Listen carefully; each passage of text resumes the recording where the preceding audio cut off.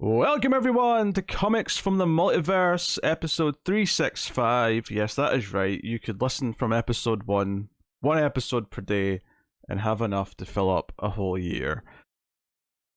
It's been a long time. And by the time you did that, there'd be a lot more episodes. About 52, give or take. Give or take, yeah. Yes, I am Peter, joining me as always. Well, not as always. Matt's not here, unfortunately. He's off doing some weekend trip with his wife. But Connor's here. Yeah, I thought I'll fill in, why not? That's the real Night Terror of everything. That's a lot more insulting now that I've read enough of these books to know. Oh great, we're in store for a negative Connor rant. I've got a feeling. Is it a rant, or is it just a series of disappointments? Knowing you as a series of disappointments, I'll agree with that at the very least. This is a DC Comics podcast, everyone. We get together, we talk about the DC books we read this week. Coming up on this week's show, we have Night Terrors issue 1, which is really issue 2, but they called issue 1 First Blood, and this is called issue 1. But really, that was issue 1, and this is issue 2.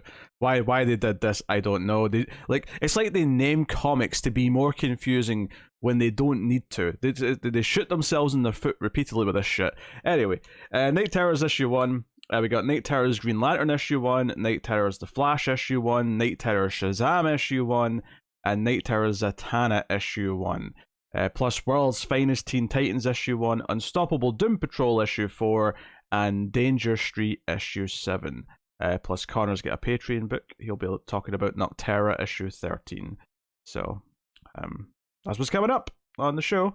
That's most of the Night Terrors books covered once again. The only casualty, I think, was the Robin book, because it was by some random creative team and there was nothing really appealing about it. So, and you know, as a rule, these have not been that exciting to read. So, random team we're not familiar with on a Robin book is not super enticing. So yeah, we'll get into our thoughts on all those Night Terror books in a little bit. But of course, we've got a couple other things to talk about first, such as everyone's favorite segment. It is the ComiXology Top 10. That is right. So we're going to look at the rankings as of right now in ComiXology for Tuesday and Wednesday. Would Connor care to take a guess as to what number 1 from Tuesday is from DC's books? I'd like to think it's not a Night Terrors book, but it's going to be. Ideally, I'd say it's, I don't know, World's Finest Teen Titans, but in reality, it's probably just Night Terrors 1. It's World's Finest Teen Titans. Oh, pleasantly surprised. Number 2 is Night Terrors 1. Skipping this event a little bit. I mean, maybe Mark Waid sells, that may just be it. But number 2 is Night Terrors issue 1, and number 3 is Superman Lost issue 5, which you'll notice wasn't in the list because I decided I didn't want to read it with all these other books going on. My last couple of reviews of that have been definitely leaning on the negative side, so it probably shouldn't come as that much of a surprise that I wanted to drop it. Number 4 is Night Terrors Green Lantern. Number 5 is Night Terrors Robin. Number 6 is Night Terrors Shazam. Number 7 is Night Terrors Zatanna. Number 8 is Night Terrors The Flash. Number 9 is Danger Street.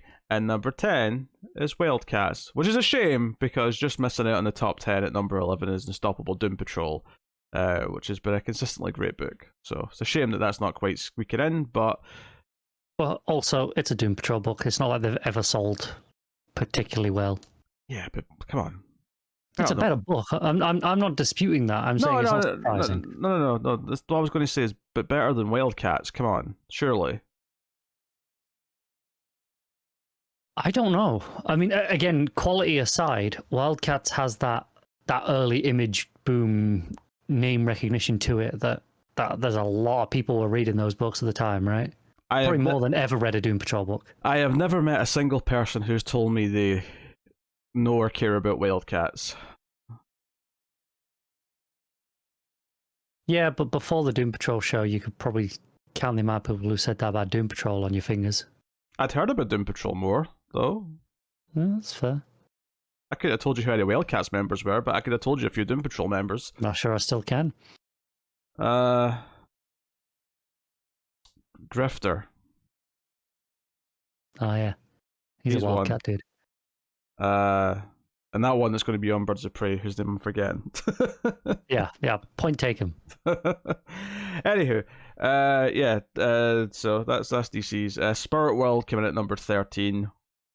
And then after that, you're basically into the trades and whatnot. And then looking at Wednesday's books, do you have a guess for Wednesday's number 1? I didn't look what came out from Marvel this week. I'm assuming something X-Men-y. It is Immortal X-Men, issue 13.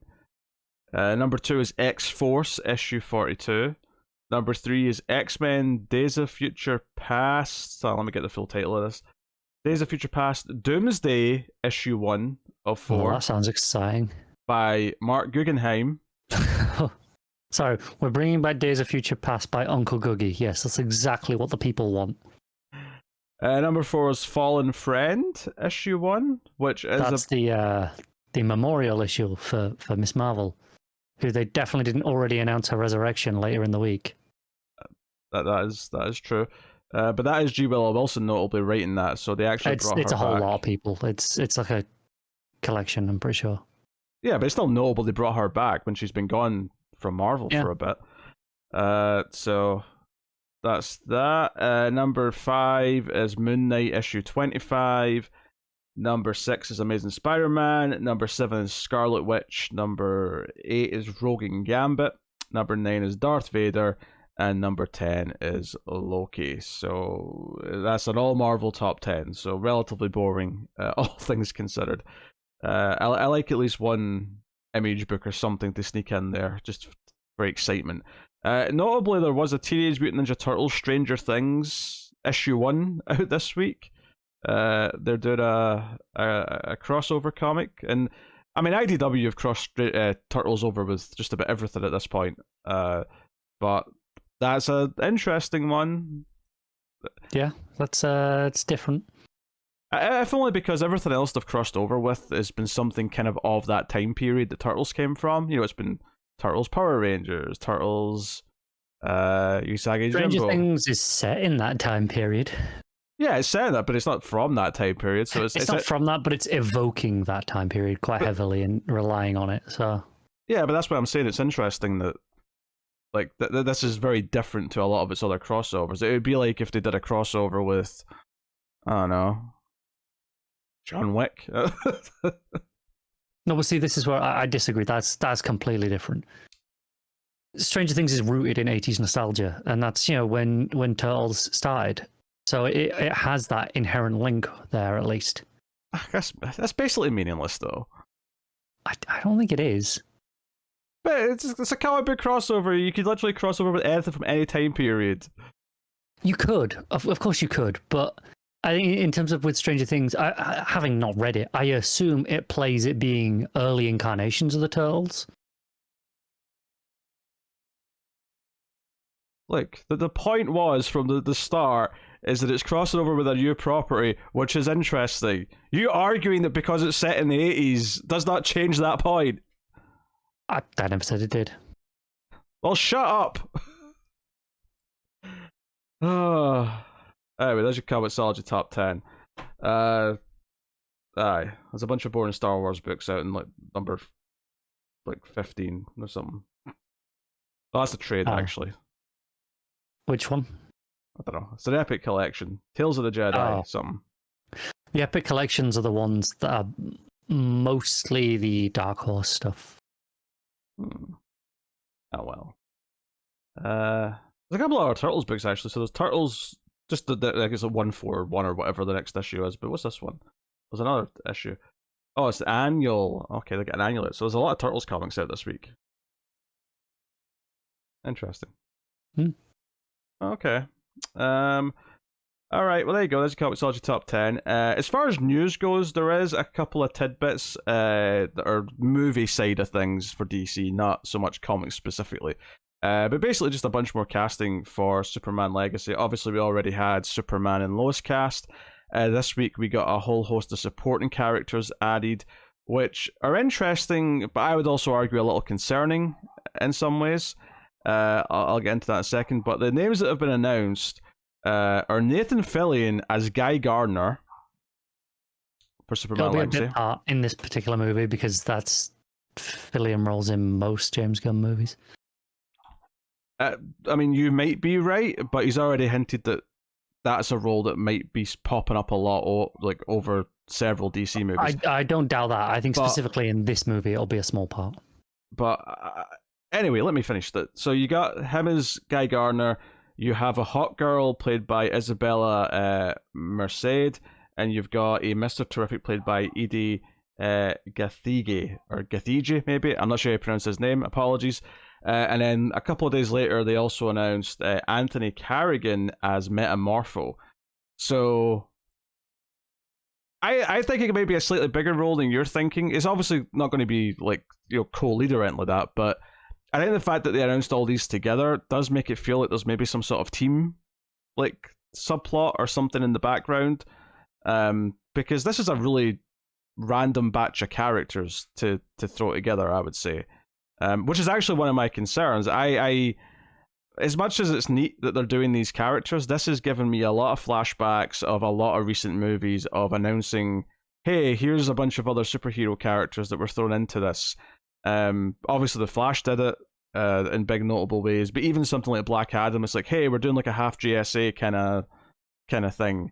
And having still not seen that movie, that always kind of made sense though, right? Because Black Adam's been tagged with the JSA a lot, and he's inherently a more villainous character, so throwing in a bunch of actual heroes always made sense. But it's not really, at least. It's not really about one specific example though. It's more like there's this marketing cycle to all these movies now where they want to like get a bunch of hits with their news by saying, hey, we've got this character, oh, we've got this character, and we've got this character. And honestly, like I was kind of hoping this would just be a Superman movie, and it's weird to say I'm disappointed because I really like Nathan Fillion, although Guy Gardner's a choice. I'll say that. The correct one. Could have been any other Green Lantern, pretty much. Well, maybe not John or like Jessica, because he's not obviously right for those roles. But or Simon. He could have been Hal. He voiced Hal in an animated thing. Why not? If anything, isn't Hal supposed to be older than Guy? I think yes, but also I think the age is less. At least for me, the age is less important. More that he's the Lantern first is more important. Yeah, I mean that's true. I suppose he could be first, but a little bit younger. Yeah, like if he's even a decade younger, but he's still the first Lantern, that's still fine for me. Yeah. But no, I'm just concerned that it's a bit overstuffed, and we're going. And I know that the whole point of this like James Gunn led universe is that it is being designed as a universe. But there is a slight red flag for me that, hey, we've got 4 other superhero characters announced like this early. Like, if this was like a surprise, if we went to see the movie and like later on there was like a little scene where it's like, hey, cut to like Justice League International and there's Metamorpho, Guy Gardner, Mr. Terrific, and Hot Girl sitting around and they have a little cameo or something, that'd be neat. But announcing them as supporting characters is a little concerning to me.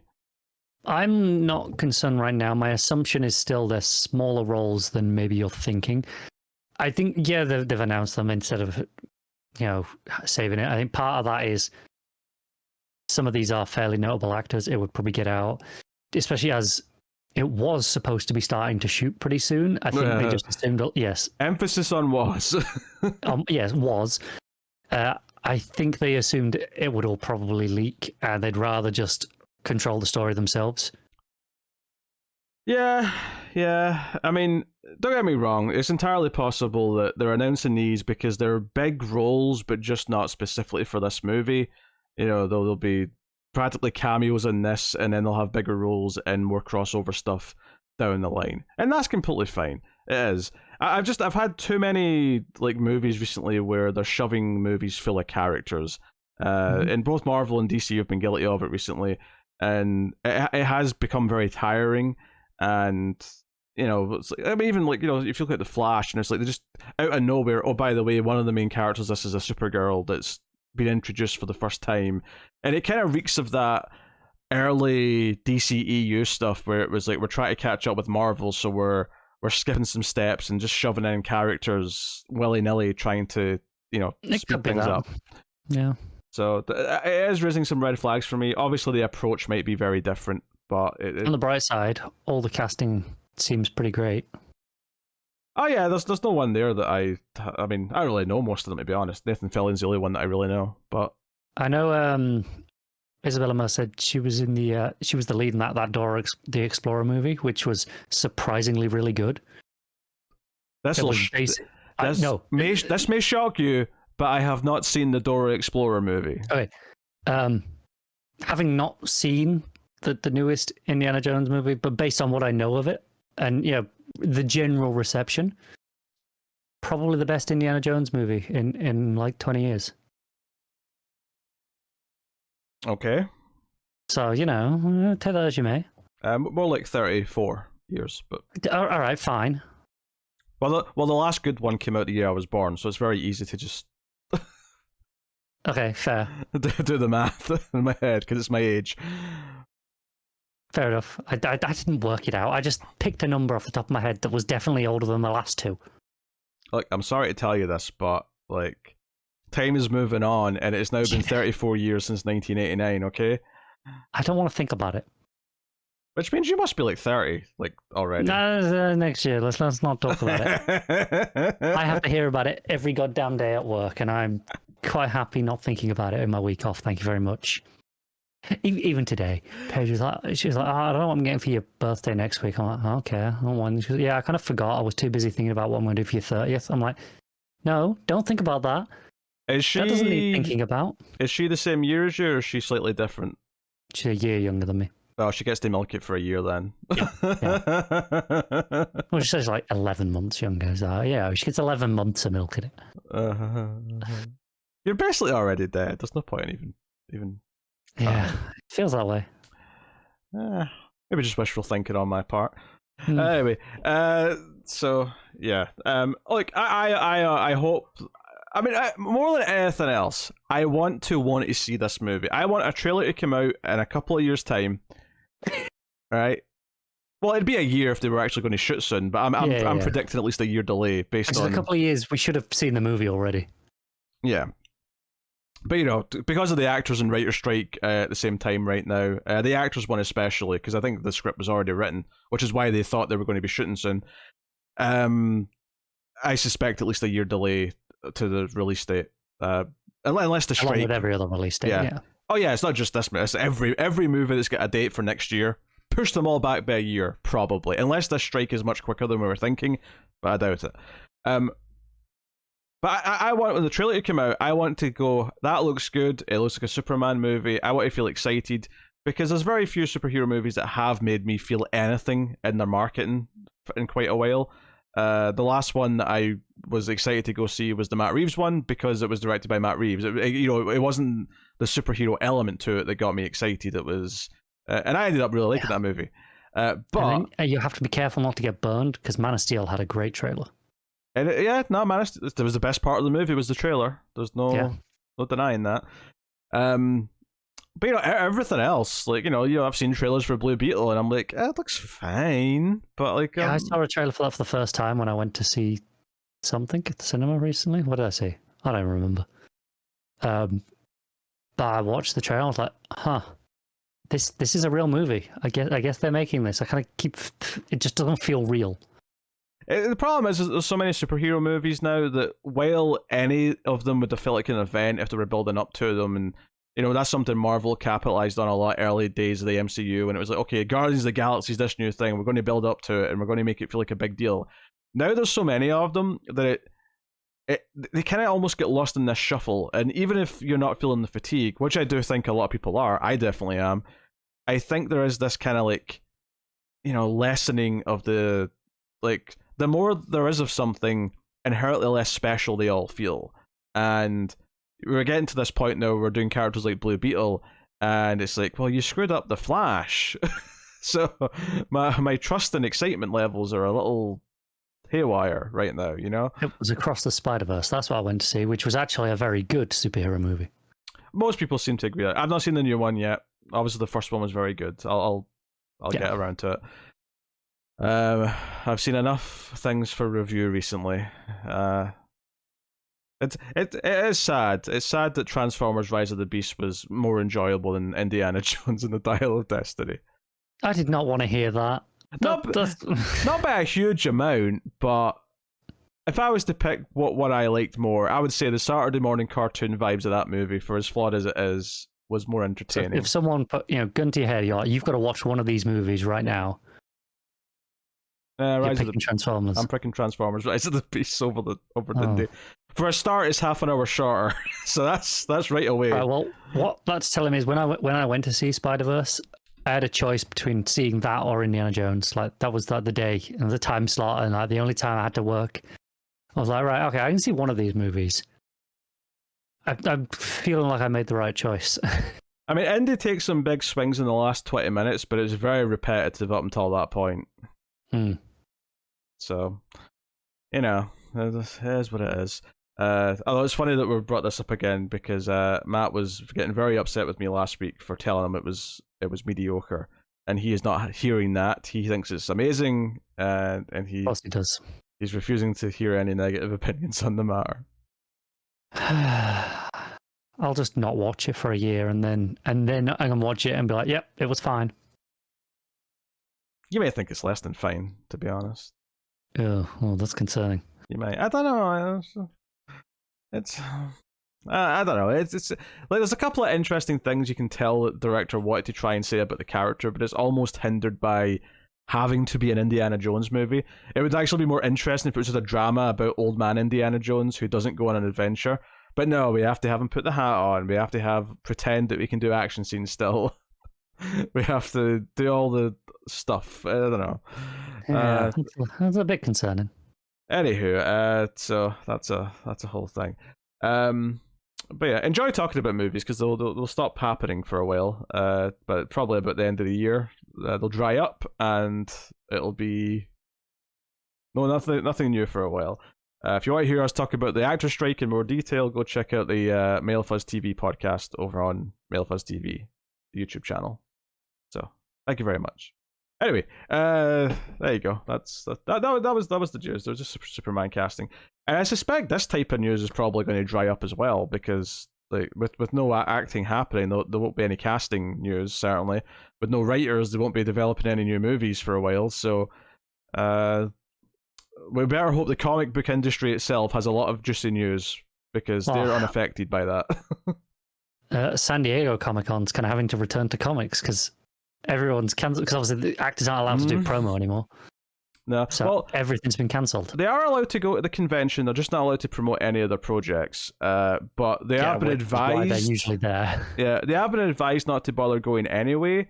And there's been panels being cancelled left and right. So yeah, so it'll be all comic book focused, which probably does suck for like a reasonable portion of the audience who bought tickets for it, thinking they were going to get a chance to at least, if not go to panels, at least get an autograph from the usual actor. Stuff. Yeah. And all of a sudden it's like, well, if you don't like actual comic books, or merchandise even, you're probably going to be a little disappointed with the almost certainly experience.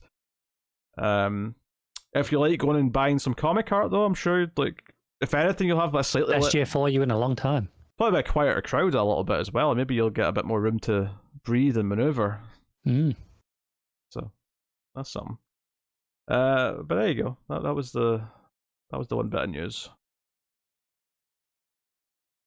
Nothing else. Metamorpho's powers might be quite interesting to see on screen. Just in a. It could be.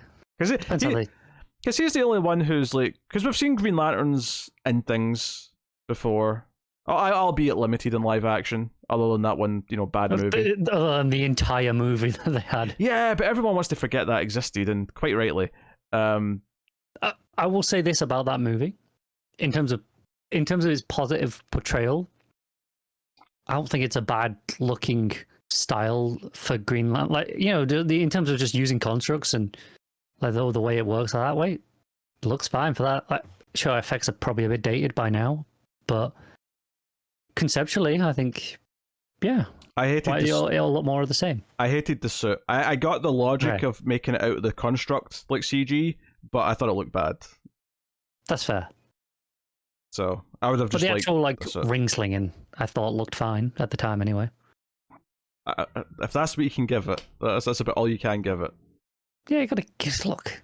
Although some of the constructs didn't make that much sense. It definitely had, like, at one point it has a flamethrower that actually shoots fire. I don't like that. At least make the flames green, so that it's like the green energy's making, like, the shape of flames. I'm kind of torn on that one. Specifically with flames, I'm torn on, because if he makes a construct and makes a fuel, like a construct fuel, but it's still reacting with real oxygen. Now, see, that's the part I don't like, though. I don't think you should be able to make fuel. It should be like the T-1000, right? Knives and stabbing weapons. It can go one step further and be mechanical. It can do mechanical parts, although that's more John Stewart's thing, I would say, because he's more tech-minded. But I don't think you should be able to make anything sort of substance or fuel or anything that has properties that then can be used like that. Fair enough. Everything he makes should be made of the same green energy. What you do is you get him to make the mechanics of a flamethrower, like the engineering of a flamethrower, and then you get Metamorpho to create some fuel for the inside. Oh, that's fine. Yeah, you're combining someone else's powers there. That's fine. Yeah. But I like rules, and I think this is something that Silver Age Green Lantern's like really guilty of. Is he'll just make things that are like, it's just magic. It just makes anything. I'm like, no. Rules. Like, he's got energy to create shapes and objects out of. It can't magically suddenly become like, anything. Whereas if you've got like a Firestorm or a Metamorpho, yes, they can actually create matter. They can create and transmute and things like that. So that's fine. But that's just my Green Lantern pet peeve. I'll be honest, I could not have told you he made a flamethrower in that movie for the life of me. I only remember it because I remember thinking a lot, because there's one point there's like a racetrack thing and it's like a bunch of goofy shit. Yeah, I vaguely remember that. They definitely went goofier, but I remember the flamethrower because it was in one of the TV spots or the trailers, and I remember being like, oh. And I remember my enthusiasm dampening before the movie because I saw him make a flamethrower. I want to, but I've not seen this movie since it came out. Nor have I. No. Sheer memory here. It could be way, way, way worse than I'm even giving it the mildest credit for. But I think it looked okay constructs. It is funny, though, that was still after the start of the MCU. That's how long the MCU's been going. Right? 2011, that came out. Yeah. Yeah. It's just funny, like, that things were started and then failed and then were rebooted again in the same time that the MCU's been running. Just I don't know. Shows you how long that's been going. Doesn't feel that long, but maybe too long. I mean, I think that's a fair statement at this point. Can't say I've watched any. I saw an article when I was looking for news, actually, on Newsarama, that said Secret Wars, or there's not Secret Wars, sorry, Secret Invasion. Secret Invasion has finally had its stride in episode 4, and then all I could 6. Yeah, in my head I just went of 6. I'm not so sure I would agree that that's hitting your stride as much as just it's a bit better in the back half. Yeah, that's rough. If also, what you just did then and called it Secret Wars, when we were recording the TV news and I was talking about it, I almost called it Secret Wars every single time. It's also if it was episode 4 of 22, that's fine. Yeah, hit your stride. That's fine, but 4 of 6. Even 4 of like 13, I can get behind. That's Sure. a weak first act, right? But the rest of it, it is telling, though, that the only time I've seen Secret Invasion discussed is when I'm looking for news on Newsarama, and they've got 100 articles about everything in it. Yeah, like I said in the TV news, I've seen the AI nonsense for the intro from the first episode. I'm assuming it's still on every episode and they didn't change it. I just haven't heard any more about it since the first episode. And the reveal in the last episode. That's the only 2 things I've seen about the entire show. Yeah. And no one cares about it. Yeah, I've seen no one talking about it. It's not just that these Marvel shows have stopped being an event. They've almost went into negative event status, where they're just kind of there, and they're a chore for anyone who wants to keep up with everything. Because I did see some people talking about how, like, part of the problem with all these shows that they've added for the MCU, which they're apparently cooling down on, but they've got so many are already kind of, in the pipeline, is that a lot of people just watch the movies and were never interested in, like, adding more. Like, doing 2 or 3 movies a year, people were happy to keep up with that. But there's actually stuff in the shows. Like, the big example from the last year or two was, like, WandaVision was actually very important for understanding a goddamn thing about Doctor Strange 2, because the entire, like, antagonist plot of that was all coming straight from that. From what I understand, again, having seen neither of the 2 things I'm about to reference, the animated What If stuff actually ended up tying in pretty heavily to Doctor Strange as well. Kinda, yeah. I mean, I don't think you need to have seen that, because I saw Doctor Strange 2, and it just, it's just multiverse bollocks. Right, but you were already aware of things that happen in What If just by nature of the circles you run in. Guess a little bit, but yeah, like, I think that compared to an average person on the street, you probably knew more about that show than they did. I probably just understood what a multiverse was. Maybe the better way. That probably helped as well. Yeah. Maybe that was just enough preparation and nothing else. Honestly though, like, the word multiverse has become so tainted though. If I'm looking at any sort of comic book story or movie and they mention the multiverse, instantly I'm like, Yeah, there was a whole reaction to it. Like, I think it was last week or the week before, where they announced that in season 2 of Invincible, there's going to be a multiverse stuff, and people are like, "Oh, I'm so sick of this," and everyone was like, in response, like, "This is a story arc from like over 10 years ago. This is not their fault. They're just adapting the thing that was already there before this was a big boom."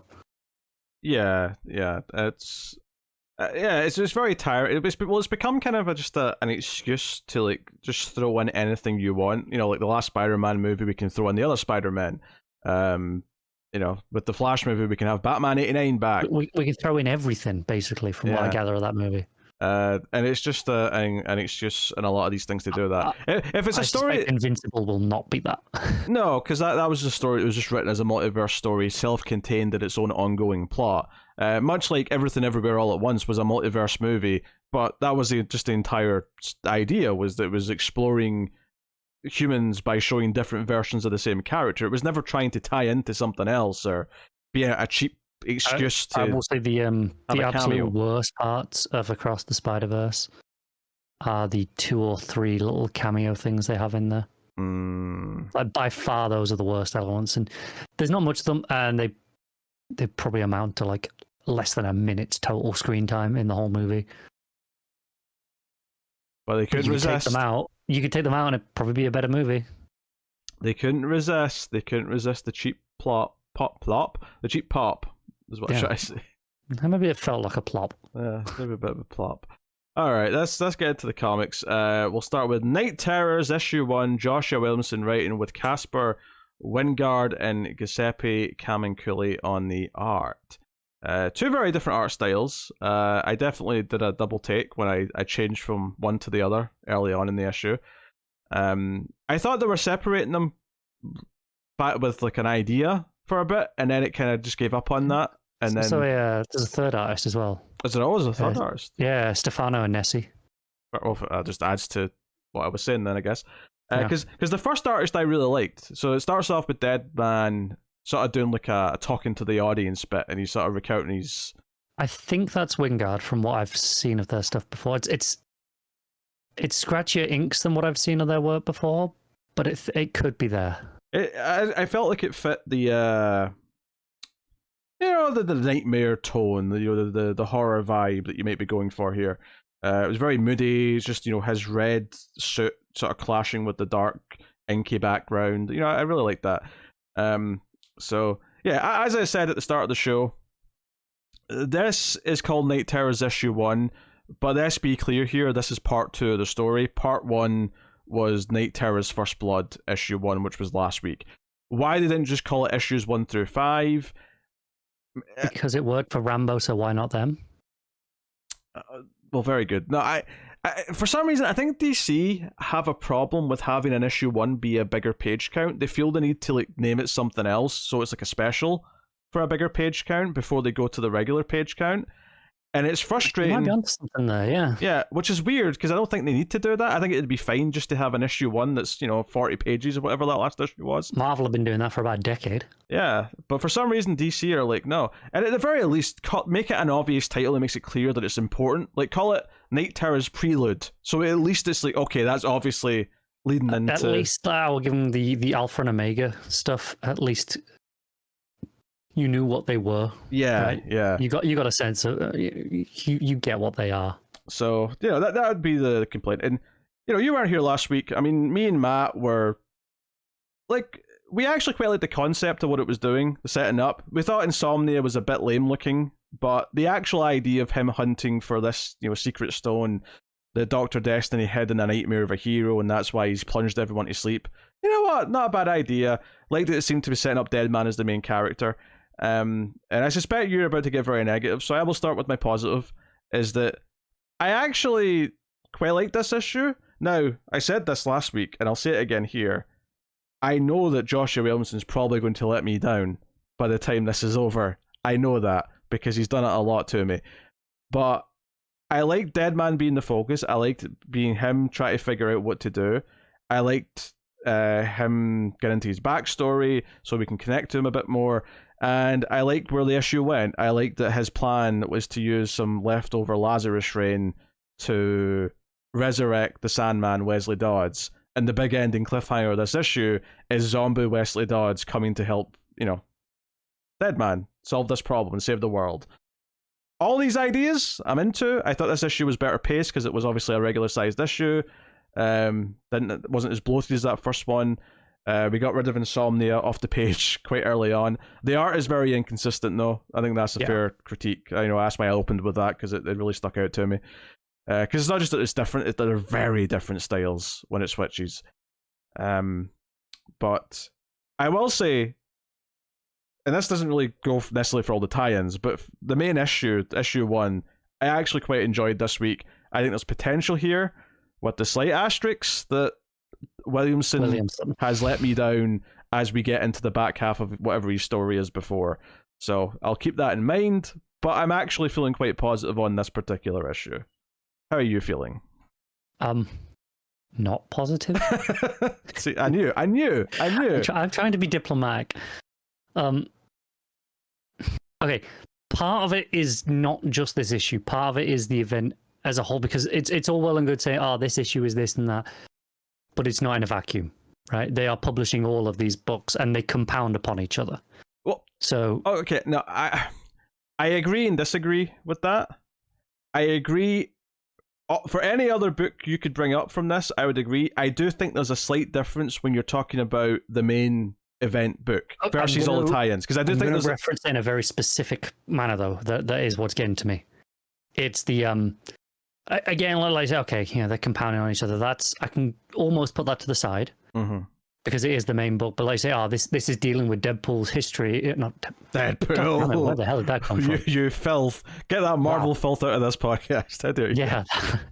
Oh, where the hell that came from? Deadman's background, his origin and stuff, and that will be fine. But at least 4 or 5 of the other tie-ins are already dealing with characters' origins and backstories. So it's compounding into even though this is the main book and this is the one that should get the priority. This is the second week, so there was already at least 1 or 2 of those last week that dealt with characters' origins. No, that is the problem with the tie-ins for sure. I think with this, I like that it spends a couple of pages on his backstory, because he is the protagonist of this story, and he's not a character who has a lot of ongoing books, right? Yep. He's had a couple of miniseries since the start of Rebirth. I think it's fair play. I actually especially like how Williamson wrote some of this stuff here at the start. When he talks about not hearing the gunshot that killed him, just hearing the gasps, I actually thought that was a really nice little line. And it sort of, it made me think of Dick Grayson a little bit, and how like Deadman's from a similar world, but his experience is very different. It's almost like he could be like Dick Grayson's father, and like he's on the other end of it, where he was the one who was killed. So it's kind of like an interesting comparison. I can see that between them. So I thought that was good, and I think it's setting up his backstory with because it mentioned you see Sandman in one of the 2-page spreads like in the middle of the issue, and then like and I do appreciate, as much as none of us were that into Lazarus Rising as a thing. It was just kind of a little mini event blip on the radar. I do appreciate the ongoing continuity and that actually having like a because part of this issue as well is setting up who Insomnia is. And I was rolling my eyes a little bit when Insomnia's like, I'm a god of dreams. So I really appreciated that just a couple of pages later, it's like, no, he's a dude who was activated by Lazarus Rain. He's not actually inherently important. He's just, got delusions of grandeur and he's aiming for higher. And that's all fine. I do think he looks and sounds a bit kind of, they're going for this almost like trickstery kind of like mentality to him when I feel like he should be scarier. But at least if he is just a normal dude who's got delusions of grandeur, that personality makes more sense to me. If this was actually some sort of god of some kind, I'd be like, he should be way more, I don't know, like omnipresent or something, more ethereal, less like talky, basically. But it's interesting. I don't mind petty god characters. I've seen that in a few places before. That can be kind of fun. Oh yeah. Either way, he's still not interesting here, and that's like the other side for me, is that I don't think the central premise is that interesting or good. It's boring. Like, I find like almost everything in the main book I found, like the main book aside, like just First Blood and this, aren't even that bad. I don't think they're terrible issues. I don't think they are far from the worst of the Night Terrors issues I've read so far. But they're bland and boring. I don't think they're very interesting either. And that's kind of a problem. I think ultimately I can just disagree with that. Yeah, that's what I'm willing to accept. That's just a taste one, as opposed to a actual flaw. Because I enjoy the premise, I enjoy the setup, I enjoy Deadman using Batman's body as like a conduit whilst Batman's in Nightmare Land.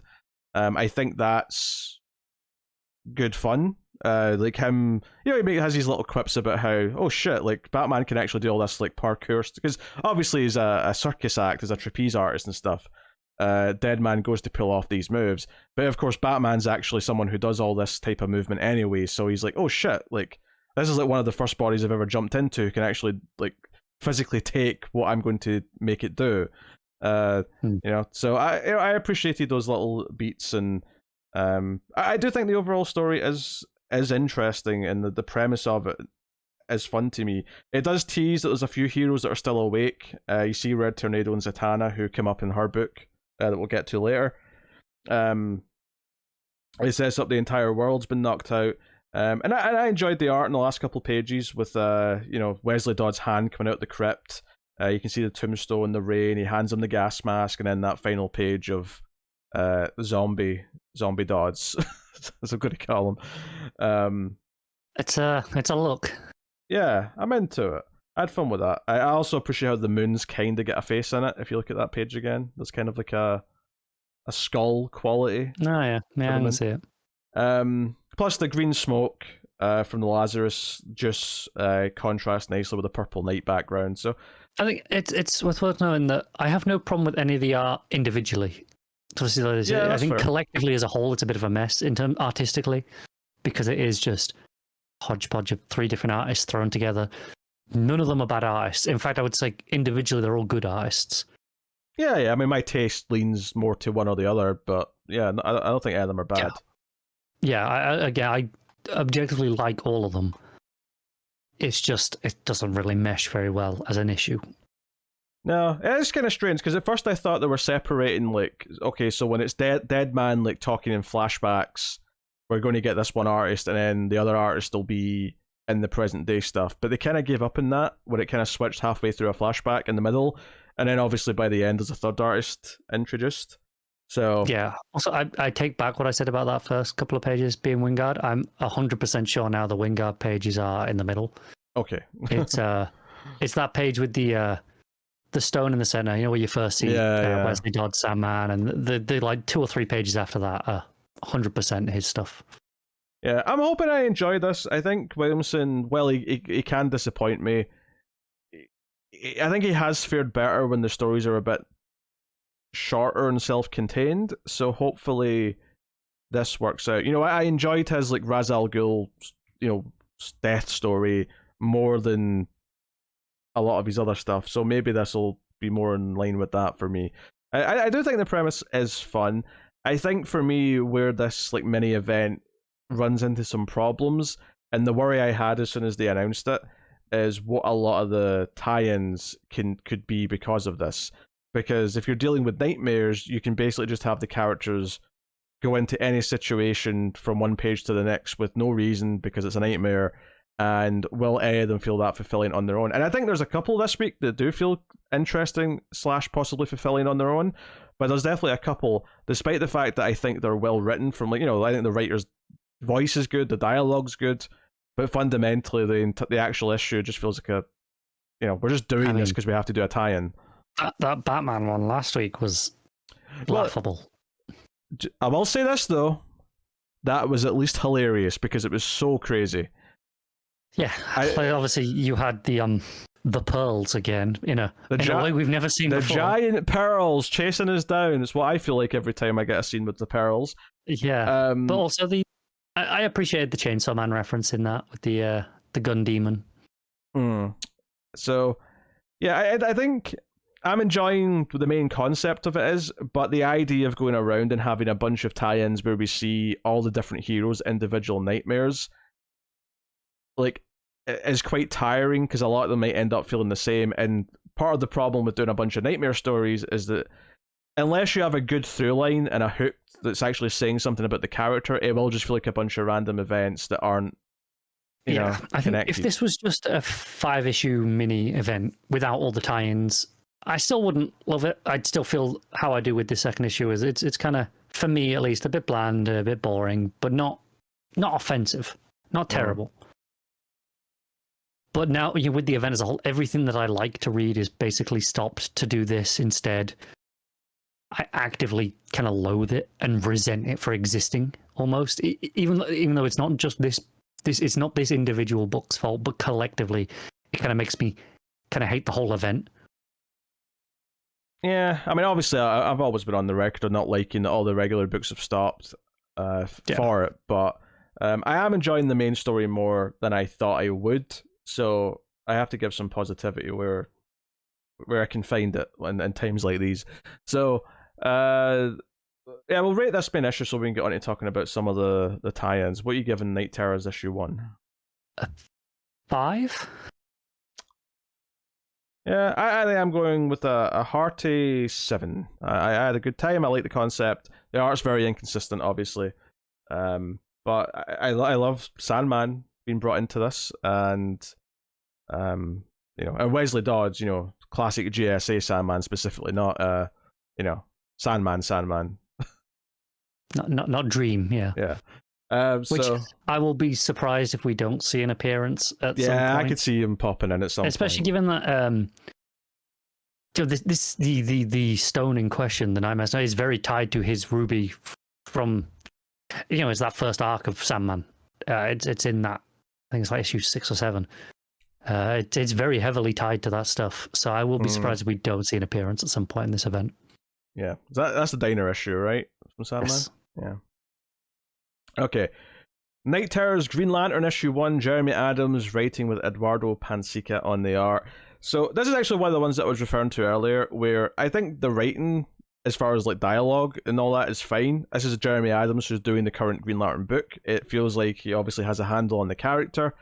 But the actual events of this issue, which is just a couple of pages in one scenario, and then we move on to a different nightmare version of something in Green Lantern's either history or potential future, I found this to be kind of a worthless... This issue is nothing. Yeah. There is no substance to this issue. It's just nightmare fluff. And I don't think all the tie-ins are like that. There's a couple that I am going to be more positive on, but I think this is a really good example of one where I like the writer. I like what he's doing in the regular book. And I think the art is solid. It's good. Yeah. I really like, I think it's like the 3rd or 4th page of the issue, maybe 5th, something like that, where he's at his father's funeral, and the dead body comes out of the coffin. It's a full page. Just from a conceptual level, whatever. Right, I kind of don't really. It's like I say, it's a nightmare. It's all meaningless. But just from an art level, it looked kind of nice. I think the thing with this type of story is that when you typically do this in a regular story where you have like a nightmare issue or something like that, it's because thematically it ties into what the character's been going through anyway.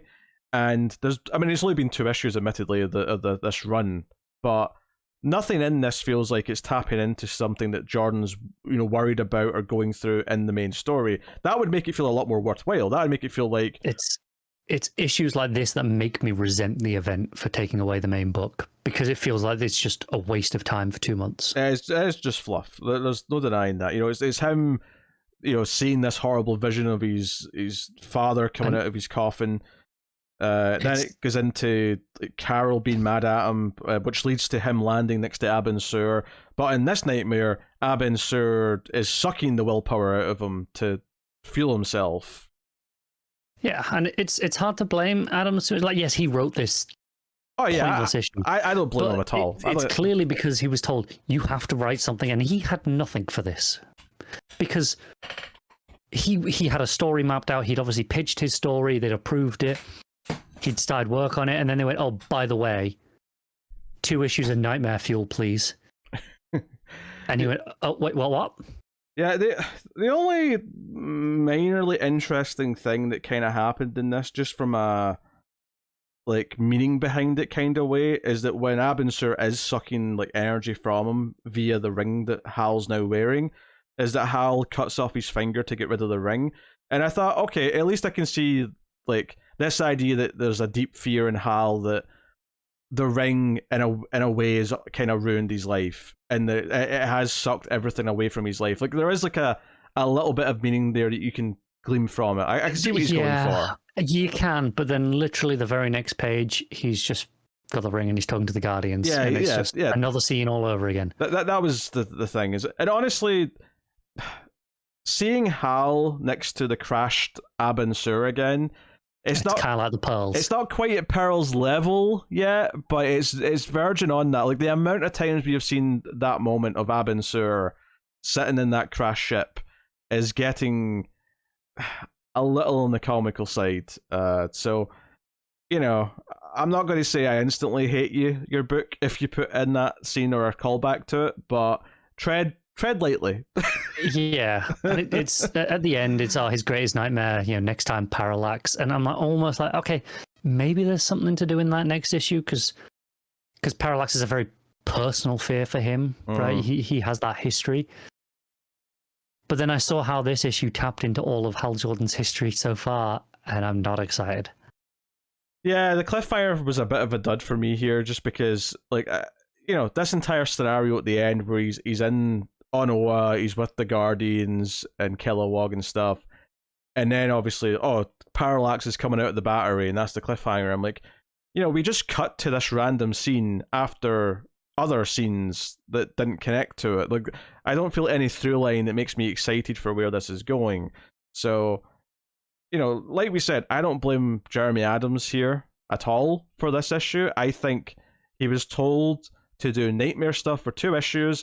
It didn't fit into his run in any way, shape, or form, so he just had to come up with something. I think there's a slight critique of him as a work for hire writer in that he couldn't come up with anything on demand, right? In that that's part of the job description to some extent. I would say within reason. Yes, but ultimately, let's say it's like I'm giving him 10% responsibility. He could have done better. He could have thought of something better. That's part of the job. But the other 90% is editorial forcing him to do something that he clearly had no plans for, was outside his pitch, was outside his job scope when he took the role. Yeah, it's just not good. Yeah, that's the thing. The art's good. I think his voice for Hal and everything, it reads smoothly. It's just nothing. the basic craft, like you say, of the dialogue and the flow is fine. Yeah, all that's good. All the technical qualities of a comic book are perfectly good, if not even great in some places, arguably. But Pansica's a great artist. Yeah, but the actual meat and potatoes of like what is happening, what is the point of it, it just feels like it's just like we're going to do that thing that those big anniversary issues do by doing significant moments of Hal's life, except we're just going to make them shit because they're evil now. What it is he was like, what do I do? And he took inspiration where everyone takes inspiration in times like these, clip shows of a network TV. Yeah, effectively. And don't forget, he's just gone like greatest hits, slap them together, change them up a bit. Since Green Lantern normally has a backup, so does this. That seems to be the case for all these Nightmare books. If it's replacing a regular book that has a backup, it will also have a backup. So here... That's what this book needed. More mediocrity. So here we get this story about Sinestro. What's interesting about this, at least, and it's the only interesting thing about it, is that there was that tease in issue 1 that Sinestro was hiding on Earth amongst people. And this is the first time we've seen that be followed up on. So that was like, for like one couple of like panels at the start of this, I was like, oh, this is interesting to see this again at least. And then it just kind of, I really hope this isn't what that was seeding. I don't think so. I think this is it. I think this is just... Yeah, nightmare stuff. I also think the same, but there's just a small part of me that worries that he threw that into the first issue once he knew this was coming. Nah, I think he's got bigger plans for Sinestro. I think this is just... Yeah. What can we do for the backup in Nightmares? Oh, we'll do a little Nightmare Sinestro 2-parter. I think that's all it is. And I have really nothing to say. It's a team on this as well. It's not Adams writing it. No, it's Alex Segura writing with Mario Focillo. Given that it says the nickname is Fox, I'm going to say Foxillo. Maybe, yeah. So, I mean, this is basically just Sinestro facing a younger version of himself who sees his older version as weak and pathetic because he's not feared anymore, and that's kind of it. Yeah. There's not really much more to it. There's, again, we already had problems with the main backup in this book for having no meat and just not enough, not in the quality sense, but just not having enough pages to do what it needed to do.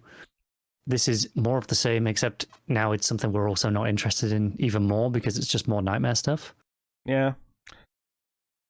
Yeah, I have nothing really to add on Green Lantern Night Terrors. What are you rating it?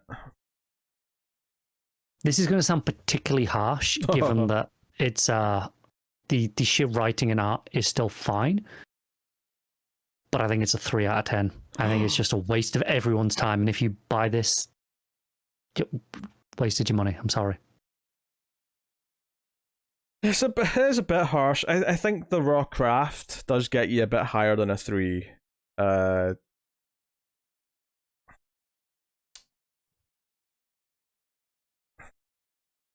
going to go 4.5. So much higher. Well, no, because it's still not good, is it? Right? No, yeah. It's kind of a worthless story, but the raw technical craft is there. I just don't want to quite give it the 5, which I was thinking about, just because I feel like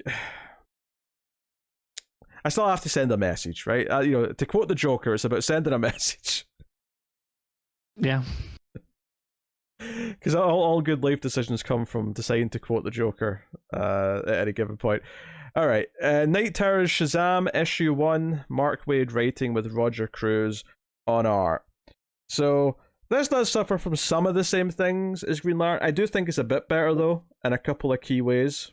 It's better, yeah. I think one of the things that I liked about it, and this is really important, is of like what is the story saying kind of way.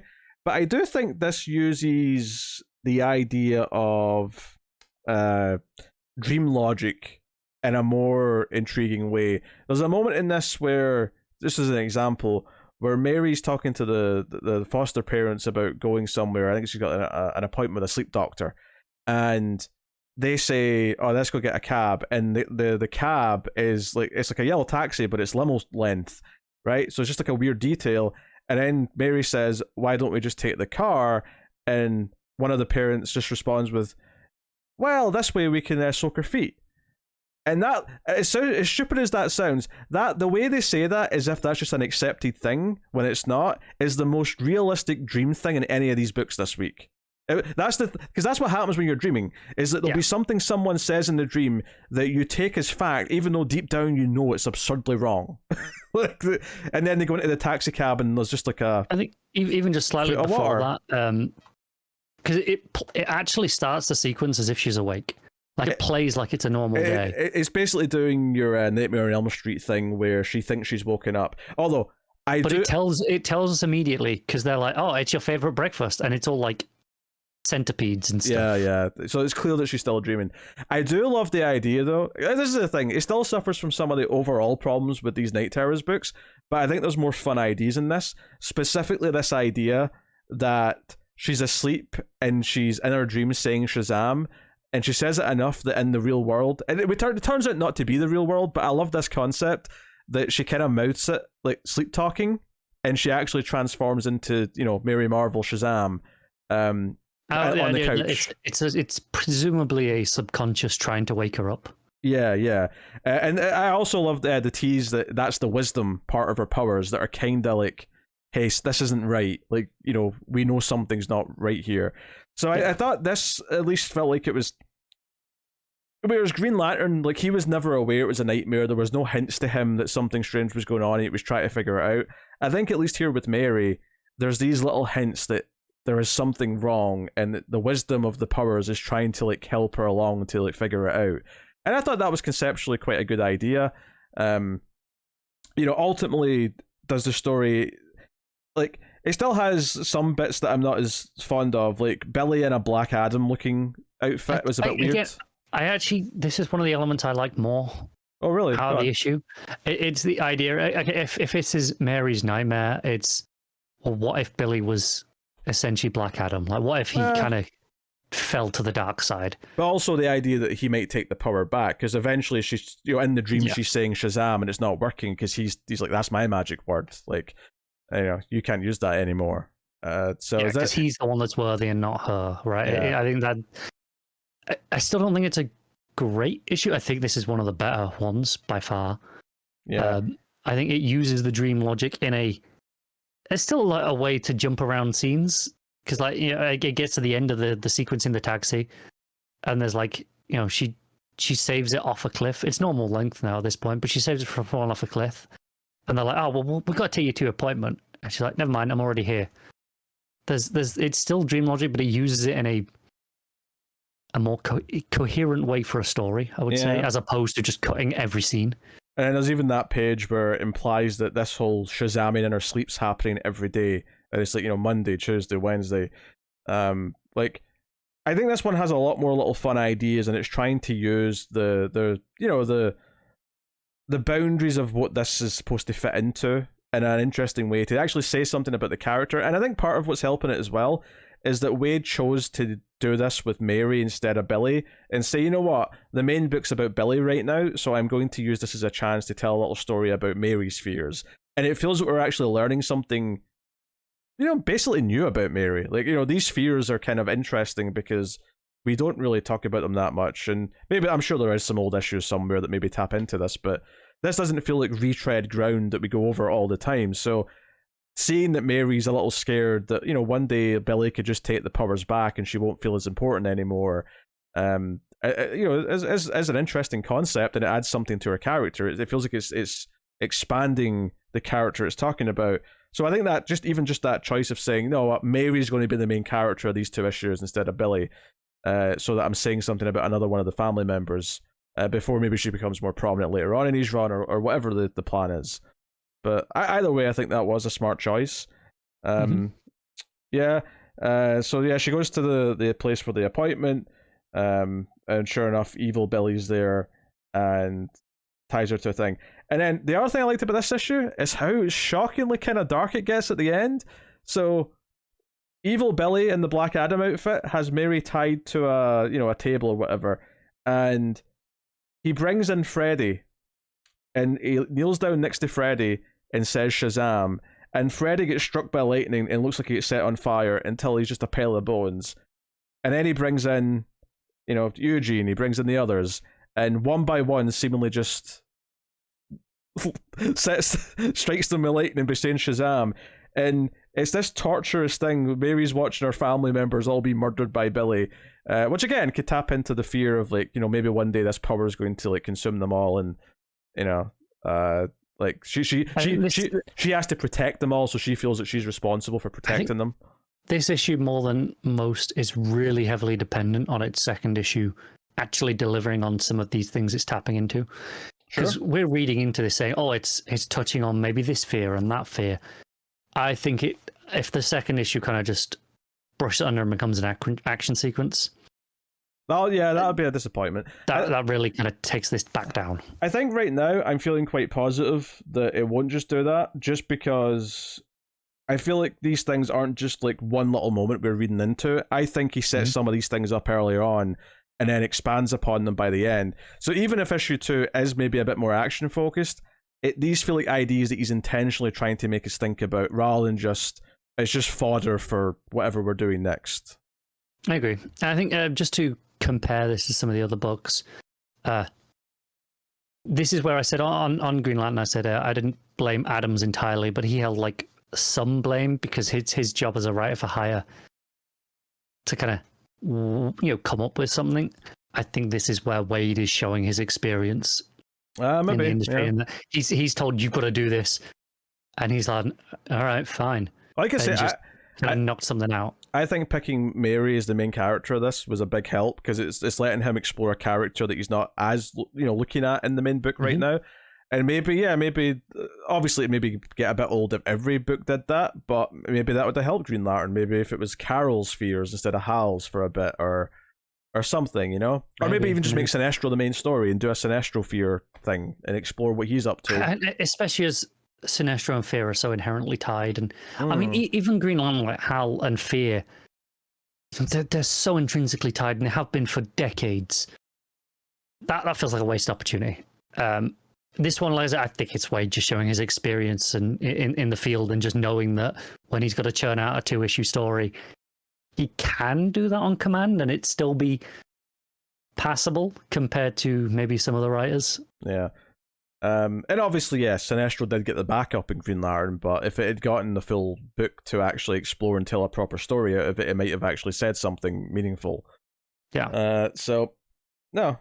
This here, I think the art's a lot weaker here than in some of the other ones. Really? I'm not a big fan of Cruz. I don't like his faces. I think it works well enough. I do think Cruz's faces can be a little off. Like he's very early 2000s. Yeah, which I don't mind per se. And I think he does come across as a slightly weaker, because Cruz was put on the Batgirls book after Jorge Corona had been on it, and he did feel like a bit of a downgrade. I can see why they would put that on there though. But I do think it works well enough in the context of this. I think at the very least, even if you don't love his faces, they're definitely expressive and get across like. Yeah, I don't think they're like objectively like bad. They're just maybe not to my tastes. I don't really like it as much. It reminds me a lot of, I don't know, like the early John's JSA stuff, but not as strong for me. But stylistically, it's very much in that early 2000s realm, and that's just not my favorite style of art. Yeah. So after Darla is burned at the end, Billy leans in and whispers Shazam into Mary's ear, and that's the cliffhanger. So we'll see how we pay off that in the next issue. But certainly I think this is one that I'm still very interested in reading the next issue of. So credit where credit is due, because I do think at least it's saying some new interesting things about Mary. And we're kind of a little bit spoiled there because we just got that great miniseries about Mary not too long ago, so she has been getting some spotlight. That was really good. All right, what are you giving Night Terror's Shazam? I will give this one a 6 out of 10. Okay. I will go with a 7. I thought it was good.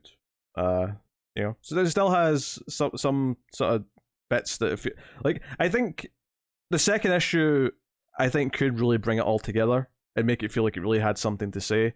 And I think that'll retroactively make this one feel even better. Yeah, I do agree with that sentiment that the second issue is make or break. It could make this issue feel higher or lower in retrospect, depending on if it delivers on what also, it I think should. Thematically, it does kind of interestingly tie into what's going on in the Shazam book right now, because the whole idea that, at least to the kids just now, like Billy's Shazam persona is kind of like acting aggressive and saying things and going off the wall without his control. And this idea that part of the fear in the main book right now is what if he ends up like Black Adam? So this kind of fits into like what's going on in the main book as well in a weird way too, which is nice. So again, it's just Waid making a story for Mary, but having it actually thematically tie into what's going on in the main book is a really good use of making the best of this tie-in situation that he's kind of thrust into. Which, much like Green Lantern, only had 2 issues before it was plunged into this. So, not bad. Certainly, I think this 2-parter won't feel out of place in the trade with the rest of the Shazam first arc if they throw it in. They won't. They probably won't, but it wouldn't feel out of place. No, it would definitely feel less out of place than some of the others. Yeah. Unfortunately, with Green Lantern, though, that issue 2 ended like with the tease of nightmares, like properly with the plane thing. So yeah, that's gonna feel really jarring. That said, though, maybe issue 3 when it comes, will like give you a different ending to that, where he goes to the cockpit and it's just a normal plane thing. Kind of hope so. just to wipe it from existence. It never happened. Oh dear. All right.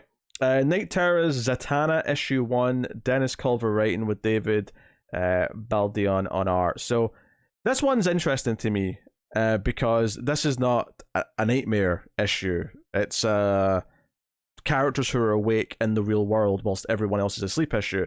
But one of my favorite little moments from last week's tie-ins was the end of Ravager, where it was like, oh, we're seeing a little bit of the real world and that there's some people who are still awake.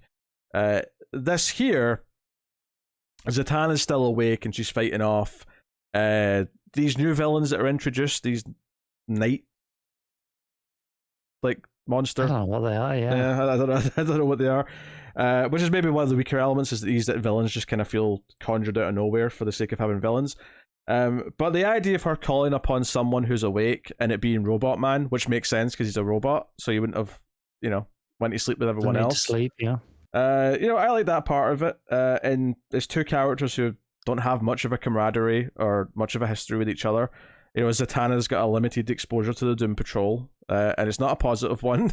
She's very disappointed when a Doom Patrol member shows up. I thought that was an interesting pairing. I enjoyed their back and forth. I think obviously Culver does the Doom Patrol book right now anyway, so he already has a handle on Cliff. Absolutely. We've established already. I think that translates fairly well to this book. It does.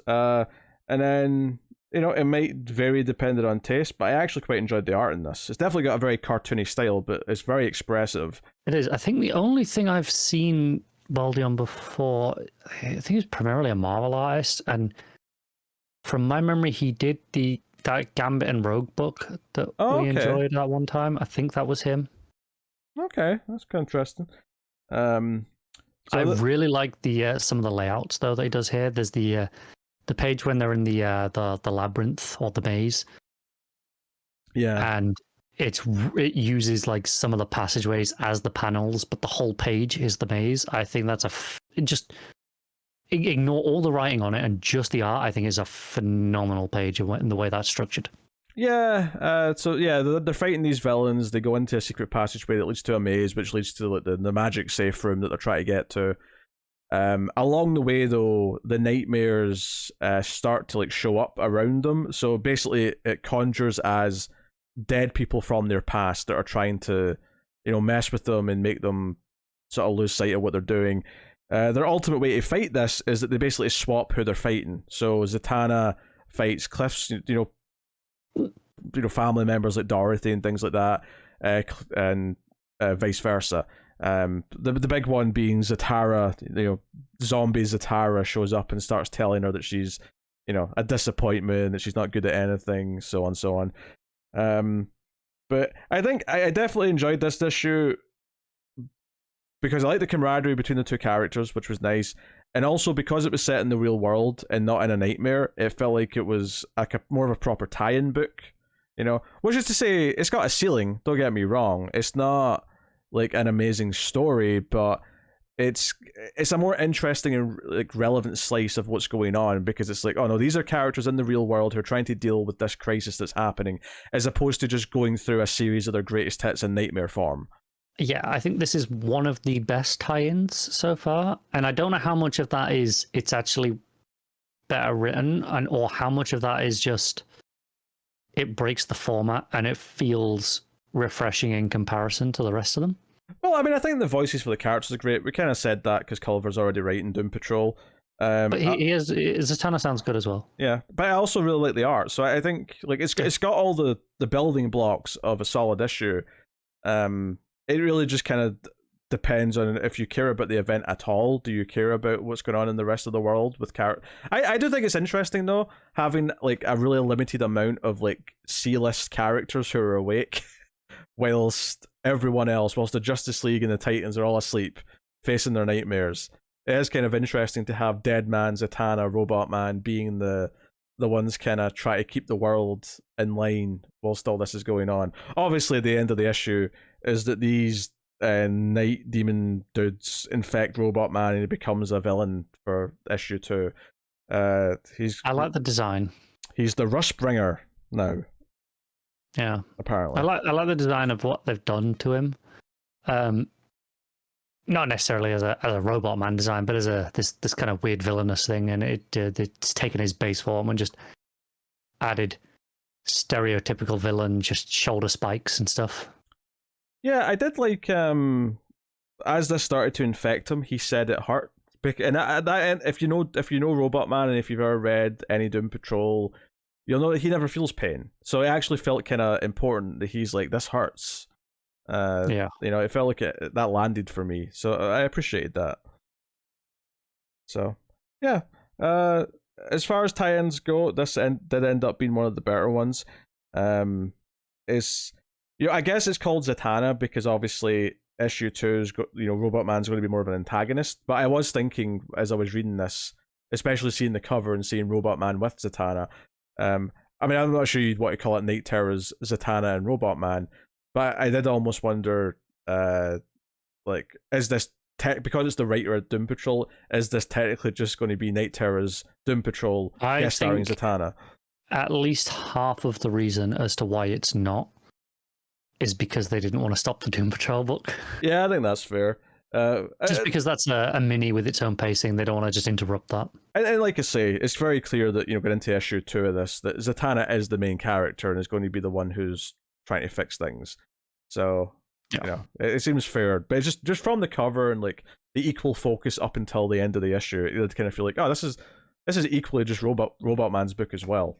So far. I mean, it's mainly Zatanna's POV. You have her at the start for like, a good for the first third of the issue before she summons Cliff. Yeah, there's enough there to justify it being Zatanna, I think. But no, not bad at all. What are you giving Night Terror Zatanna? I'll give it a 6.5. I think it's probably the best these are going to get, and it's probably a ceiling that it's going to struggle, unless it's an exceptional issue, is going to struggle to break just because of how little I care about the event in general right now. I'll happily throw this one a 7 as well. I think this and Shazam were the ones that I definitely enjoyed the most. It's interesting to me that you rated those both the same as the main issue. Yeah. Like, you know, you kind of, you've come into these two tie-ins and been like, I really enjoyed these the most, kind of collectively, but also the same as the main issue. Is that just that you enjoyed these more than all the other tie-ins? Yeah, I mean the tie-ins more than like, you know, specifically the main book. Like, because I'd probably say the concept of the main story is the strongest thing about the whole event, which is why I think the main book is, you know, I got excited when Deadman went to go see, you know, Dodds or resurrect Dodds. I thought that was a good fun time. Yeah, I actually went slightly order here. I skipped over one, but we're still in Night Terrorsville, so that's okay. It doesn't really matter. Night Terrors The Flash issue 1. Alex Paknadel and Daniel Bayliss on art. So this is an interesting one going into, because I had no real familiarity with this writer. I hadn't really read any of his stuff before. I will say it kind of falls into some similar territory as the Green Lantern book for me. And I actually, despite not knowing the writer going in, I thought the writer's voice was quite good. For the most part, I thought it read well, and that it flowed. All those sort of key comic book things. And it has more of an actual like coherent story versus Green Lantern, which is a lot of random scenes by comparison. It still kind of felt closer to that than the other tie-ins for me this week, though, just in that by the end I kind of felt like, okay, this story of Wally getting injured by Grodd, but we seem to be kind of in the past, or well, not really in the past, but we're in a nightmare where Wally's still Kid Flash and he's been injured by Grodd, and Barry feels responsible and he wants to try and fix it. By the end of the issue, though, there's something in the Speed Force that caused Wally to slow down, and that's why he got stabbed by the Spear of Destiny, which is fine. I guess one of the things, though, at the end of this issue that I felt was just, okay, there's something in the Speed Force that Barry's aware of by the end of this issue, but we know we're in a nightmare. So is this really in the Speed Force, or is this just like in his nightmare? Like, I wasn't sure about that at the end. I'm going with the second. It's just a nightmare. And he doesn't realize it's a nightmare. He thinks it's part of the Speed Force. Yeah, but, I get this. I say it's similar to the Green Lantern book in that it's very clearly a writer with talent, right? Yeah, they've got the voices down. But I don't think there's a story here to back this up. It does. Again, it feels like. It feels like someone got drafted in to write these two issues while there is no main writer on the Flash book, essentially, because one run's ended, the other one's not started yet. Yeah, well, I wouldn't say there's no. It's just that we're just in a lucky place where the new run's starting right after this ends. So I meant there's no writer, there's no like primary writer to draft into writing issues in the middle of their run. Well, I think the other thing is that the new run and the old run were both Wally books, and this is a Barry story, so it almost makes sense as well for it to be someone different anyway. That's true.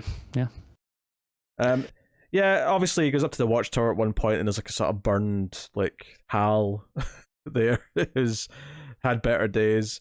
I think it's a Hal. Like it's from an event. I don't remember reading the final night, but he's in his Parallax outfit. It's not the only. Yeah, it's not the only editor's note in this either. At one point, Jay, when he's upset about Wally, talks about something, and it's like, hey, GSA confidential number 4 or something. Classified, yeah. Classified. That was a long time ago. Yeah, so there's some deep pulls in the continuity and the editor's notes for this one, which I kind of appreciate. I don't know. This is exactly the type of issue. It's not as. I think it's a little bit better than Green Lantern because at least it is telling more of a direct story. There's a through line. Wally's injured. Yeah. Barry's upset about it. He goes to look for the source. It does feel a bit meaningless ultimately because it's all just in a nightmare, but at least there's a beat-to-beat story in there. It's not particularly compelling, but it is a story of some sort, as opposed to, like I say, just events thrown together like the Green Lantern one. So I think this is better than that for sure. It's better than that, but I still wasn't thrilled by it, and I'm not really that excited by issue 2. Yeah. I like the art in this one. Give it that. I think it's got its moments. I think the pages with the snow look really good. Yeah, I think that final page looks fantastic. Oh yeah, the final page, where he's looking and there's like something in the Speed Force, and it's just like this distortion kind of. Like it's a really interesting effect. Yeah, actually, just the not the very last page, but the page before it, the very bottom panel. Barry's like running into the Speed Force. And he's like stretching into it, and it's, I don't know, it looks really great. Yeah, it's a weird one. I think this doesn't overcome its tie-in, like, stigma, sadly. But it's not as bad as the Green Lantern one. No idea. Which I feel is bad. I feel bad saying that though, because again, the craft in the Green Lantern one's fine. It's just I think that's particularly disappointing as well, because that was probably one of the ones we were more excited for going in. as excited as you could have been given the context, but knowing that, hey, we really enjoyed those first couple of issues. This is the same writer. Maybe this will feel more relevant to the actual run as opposed to just these tie-in issues. And then it was that. It was probably more disappointing. It's probably the least relevant to its book out of all the tie-ins so far. Yeah. Anyway, yeah, Night Terror's Flash, it's just kind of a nothing thing, to be honest. I kind of felt empty at the end of it, and I'm like, this all feels kind of like it just doesn't matter. And I think the only way you can make stuff that, stories that take place in a nightmare matter, if you're not going to do anything where it connects to the real world, is that it has to thematically link to whatever the character's going through. And a couple of them are kind of trying to tap into that, or in some cases, like we say Ravager, it's kind of doing something new with the character, and it's a character that doesn't usually get as much attention, so it's inherently more interesting, and that kind of goes for Mary to a point as well. Whereas this is so, in terms of Barry's fears, it's, Wally's injured, something wrong with Speed Force. It's so generic surface level fears. It's almost like the bigger characters, Green Lantern, Flash, and maybe Superman and Batman have this as well. They're almost suffering more because I'm like, we've explored all these fears. Batman definitely suffered. We saw the pearls. We've explored these things so many times at this point that they're suffering more. Whereas, someone like Mary, it's like, this is actually new. This is like new material. I assume you didn't read it. Maybe Matt did, but the Poison Ivy one. Oh, Matt did, yeah. Yeah, not good. Not good. That was also the same problem of, that was the same writer, and I've been enjoying that main book a lot, so I was really excited for it. And then it was just 20 pages and nothing. I don't remember what Matt said about it, because I'll be honest, I didn't listen to a single word that he was saying. But to be honest, you could have read the book and still just tuned out and got the exact same experience. Oh dear. All right, what are you rating Night Terror's Flash issue 1? I'm gonna give it a 4. I don't think it's the worst. It's still not great. I think this is a 5 for me. This is like straight down the middle. The craft is good. It's telling a story. It's just nothing about it feels important or like it's worth my time. Will I read the second issue? I might still, just depending, if I'm not reading the Green Lantern one next month. I'm going to be completely honest. How many of these issue 2s I read depends entirely as to whether or not I'm free for the week or the show. If I'm not free for the week and I have to then catch up on it later, I'm never going to read them. Because even like the best ones that so far, like the Shazam or the Zatanna one, which clearly the best 2 of this week so far. Well, I mean, I'm definitely going to be on the show, so right. But for me, like those 2, like they were clearly the best. If I'm not here and don't have an obligation to read them, I don't know if I'm gonna. Just the main book then, for catch-up purposes, if that's what the occasion calls for. Probably, yeah. Did you say you'd be here next week, though? Yeah, but those are going to be next month. No, I know. I'm just saying. You got to listen. Yeah, I'll be here next week for the main book, obviously, and whatever tie-ins are here next week. But for the next issues of, like, the issue 2s of some of these books. I know, I'm just saying. We're talking like you're not going to be reading any more Night Terrors, but you're here next week. Oh, no. I'm going to be reading more Night Terrors, especially I'm going to try most issue 1s, obviously, and I'm going to read the main book probably throughout, because it's only a couple issues. But the tie-ins, the issue 2s, that's where I'm like, well, if I'm not here and I didn't already love the first issue, I'm probably not going to bother. Yeah. All right. World's Finest Teen Titans issue 1, Mark Waid writing with Emanuela Lupacchino on the art. So we're out of Night Terrors and we're into some regular books. This is the start of a new series. Still set in the semi-pseudo-Silver Age past of the DCU. Yeah, it's so weird how much like social they start talking with about influences. They start talking about hashtags like 2 pages in, and I'm like, what? This is weird. This is supposed to be from the 60s. There's a little bit of this that feels like, to me anyway, as Mark Waid's too old to be getting this. And I mean that as someone else who also feels too old to be talking about most of this stuff around younger people at work. Don't get me wrong. This feels like old man not quite connecting. Maybe there's a little bit of that. Don't get me wrong. Like, some of these characters, if they were this age now, would they be into this shit? Yeah, probably. Yes. It doesn't feel unreasonable to say that. But, like, in my head, these characters these ages are something from the past. And yes, there's always this sliding scale of like time moving forward, but it's not even that. That's the problem for me. It's more the specifics of how it's handled. Okay, there is a little bit that it's a bit weird, but I can get past that. It's more just the actual dialogue of it feels a bit forced. Okay. That said, I quite enjoyed this issue. I did as well. Aside from the social media referencing, that feels a bit weird. I actually quite was into it. There was stuff immediately like that was like, oh, I see where this is going, and I like it. Like for example, on the very, I think it's the second page, it says Kid Flash, and then in brackets, why not Speedy? And it has it has an introduction for all the characters like that because it's the first issue, so it should.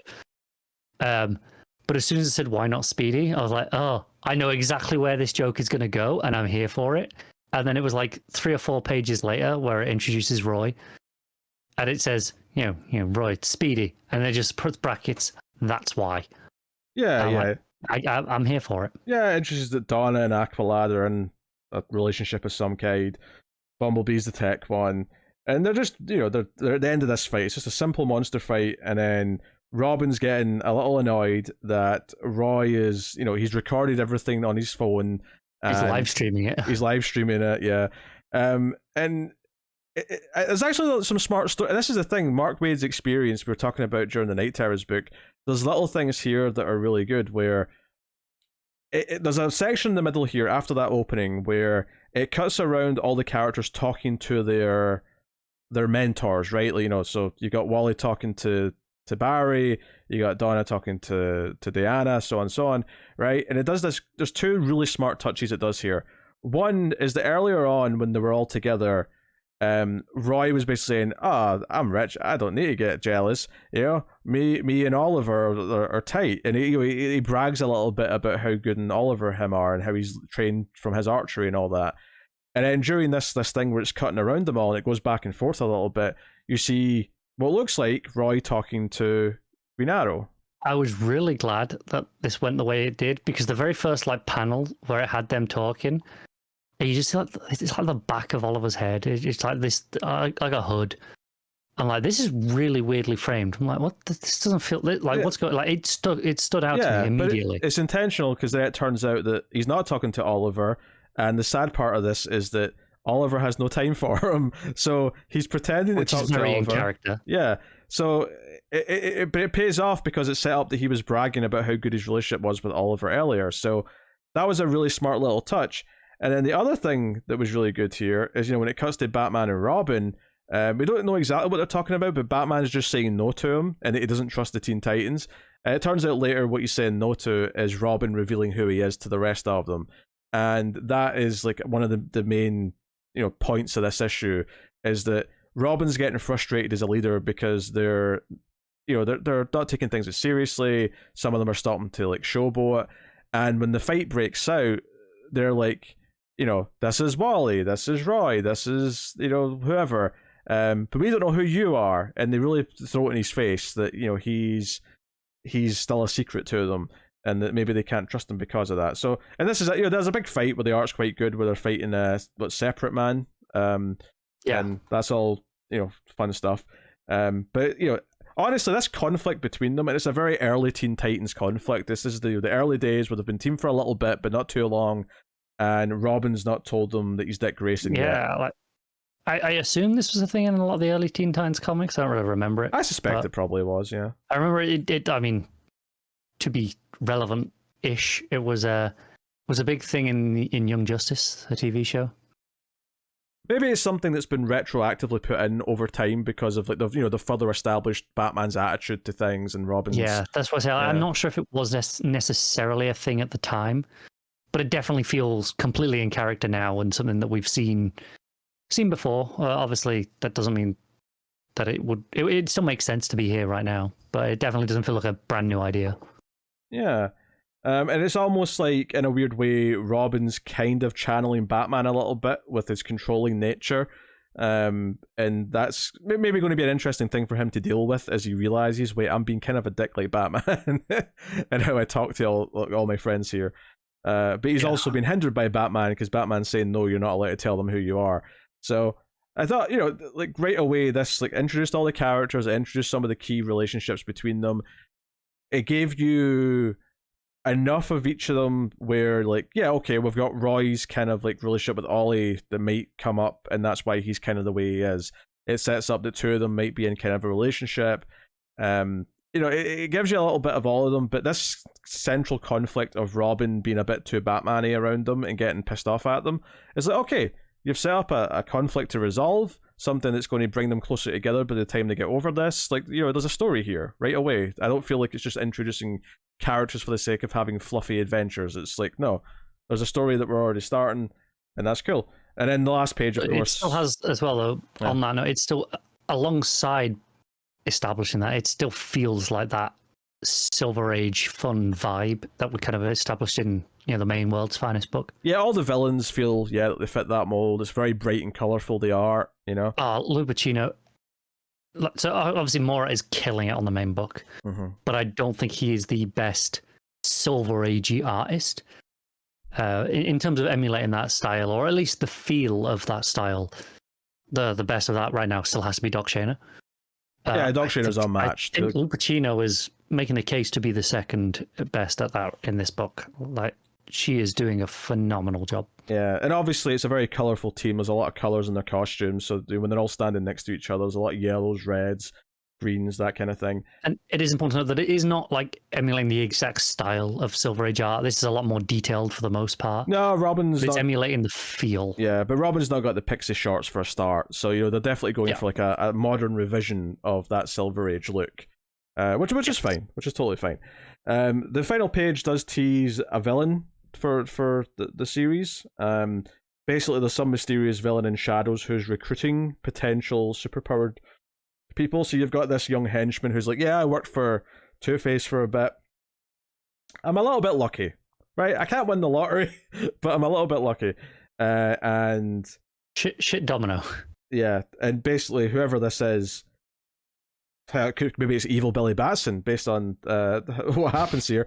But there's a lightning strike, and this guy just gets fried, and this shadowy figure just says next. So he's taking additions to build maybe an anti-Teen Titans, one might assume. The closest thing I got to with the lightning bolt is, obviously you mentioned Billy Batson, but there's no Shazam dialogue, which makes me think not. The next thing that came to mind was Thunderbolt, the genie from JSA, but not villainous, so...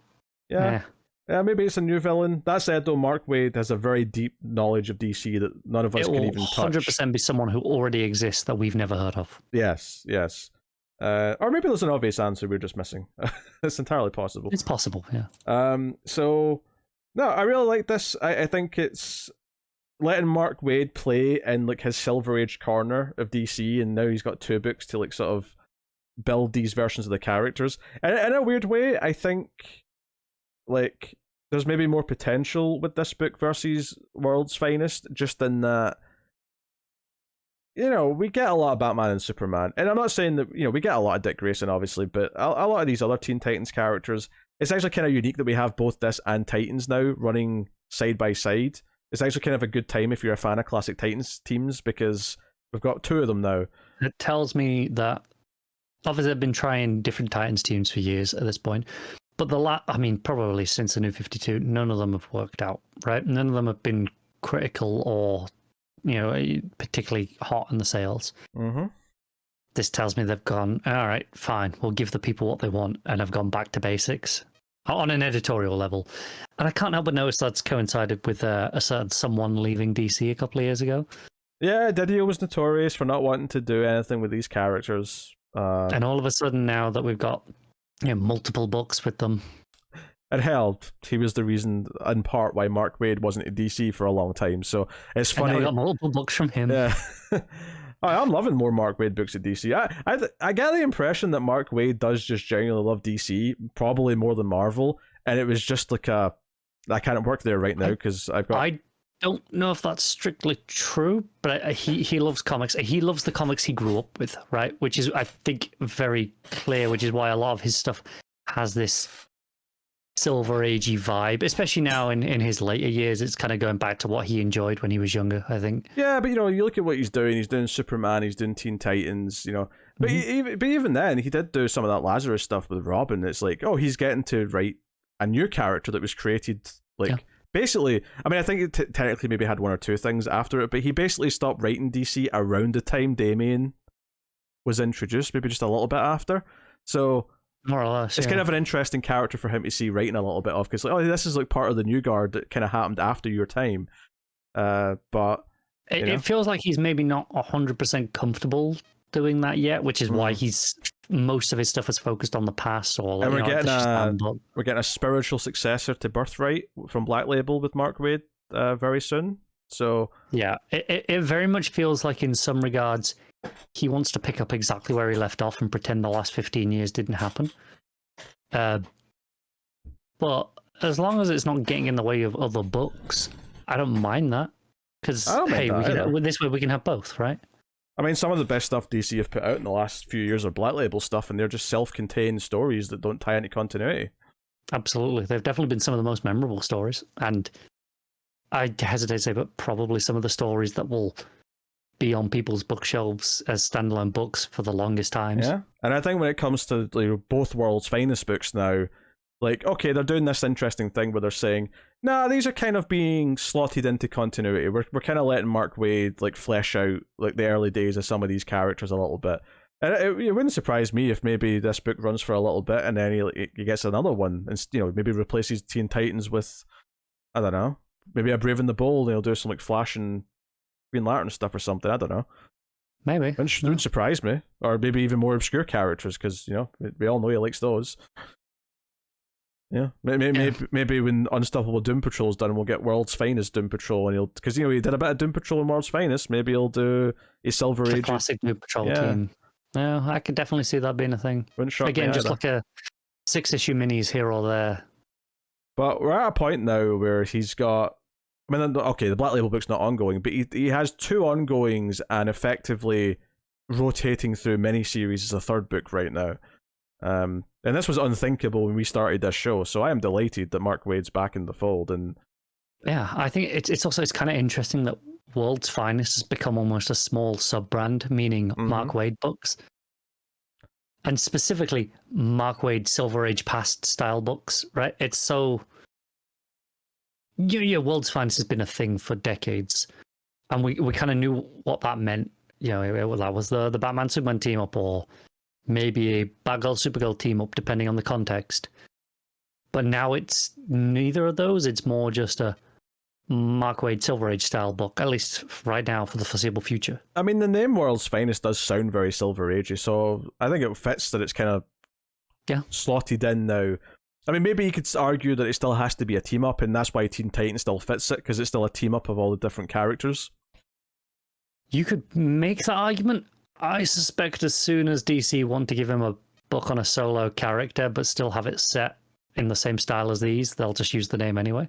They might, but maybe that'll be the gimmick, though, is that he'll always have at least, could be, yeah, at least 2, if not a whole team of characters. But yeah, but hey, I'm loving having 3 Mark Waid books at a time on the go.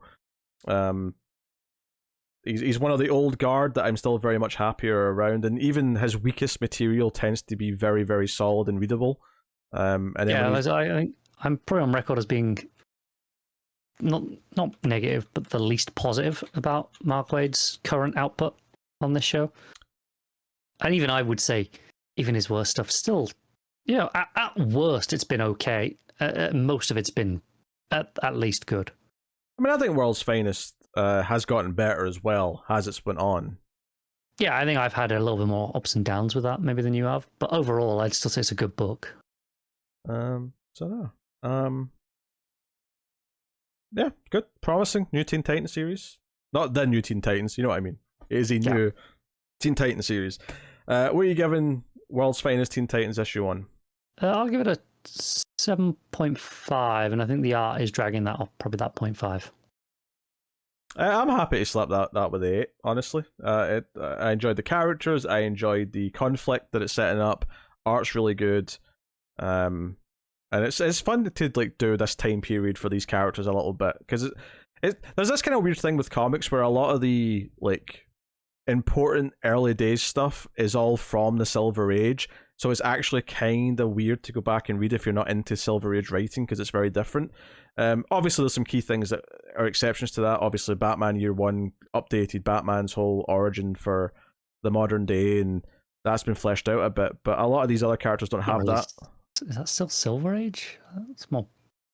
No, that's not Silver Age. I'm saying that replaced I'm saying Batman's got a more modern take on his like early days that you can go and read that fills that. Yeah, it's kind of like Batman, Superman, and Wonder Woman definitely do out of the main ones. Yeah, whereas there's not really like a good Barry or Hal, say, like modern version of their origin you can go and read that is, works in a modern storytelling way. I know there was a story called Flash Year One, but I would actually like a proper Flash Year One, that is just, here's like a 6-issue, 7-issue mini of the origin of Barry Allen becoming the Flash. I actually think that'd be really cool, but with the right person on it, Yeah, it's a little bit frustrating they wasted Year One on that Flash story. Yeah, I just have to call it something different. I mean, Superman's had like 4 or 5 good origin minis, and none of them are called Year One. Wasn't one of them. No. Well, they did eventually use the name though, didn't they? On that Miller book, wasn't it? Miller, Frank Miller, that's the name I was looking for. I was like, it's not Alan Moore. Alan Moore's a good writer. It's the one that turned out bad. Yeah. But yeah, you got Birthright for all seasons. You got even... What's the other one that's actually... Secret Origin from John. Even that one's really solid. Like everyone's got their favourite, but there's like 3 and good... You can still use Man of Steel as well if you wanted to. Yeah, that one still works. It's very a less popular choice at this point, but it's still equally valid. Yeah, so if anything, Superman they need to like stop doing order. Like, they've done it. There's too many good versions to pick now. Like, cool it. We can go on to other things. You've got obviously Green Arrow's got a Year One. Batgirl and Robin have a Year One each. But all of those are really good. Yeah, Batgirl, and I've actually read Robin Year One. It's one of my weird blind spots. I never went back and read that. But Batgirl Year One's great, and Green Arrow Year One's really solid. And obviously this isn't a Year One. It's they're already formed, but it's kind of nice to get a story in the early days where you could have called this Teen Titans Year One if you wanted to. Yeah. So it's nice because you get to explore some of those early conflicts that are always this basis for what these characters and teams should have at their core, but it's something that almost feels kind of weird to bring up in their modern day stories, because I'm like, well, you should kind of be over this by now. You've been together for years in story, never mind decades in the real world. So anywho, there you go. That's World's Finest Teen Titans issue 1. Unstoppable Doom Patrol issue 4, Dennis Culver writing with David Lafuente on the art. So this is what we'll probably refer to as the therapy issue, where it's a series of effectively shorts with the therapist talking to each member of the Doom Patrol, and she notably taps in to 5 different people from the 5th dimension who all take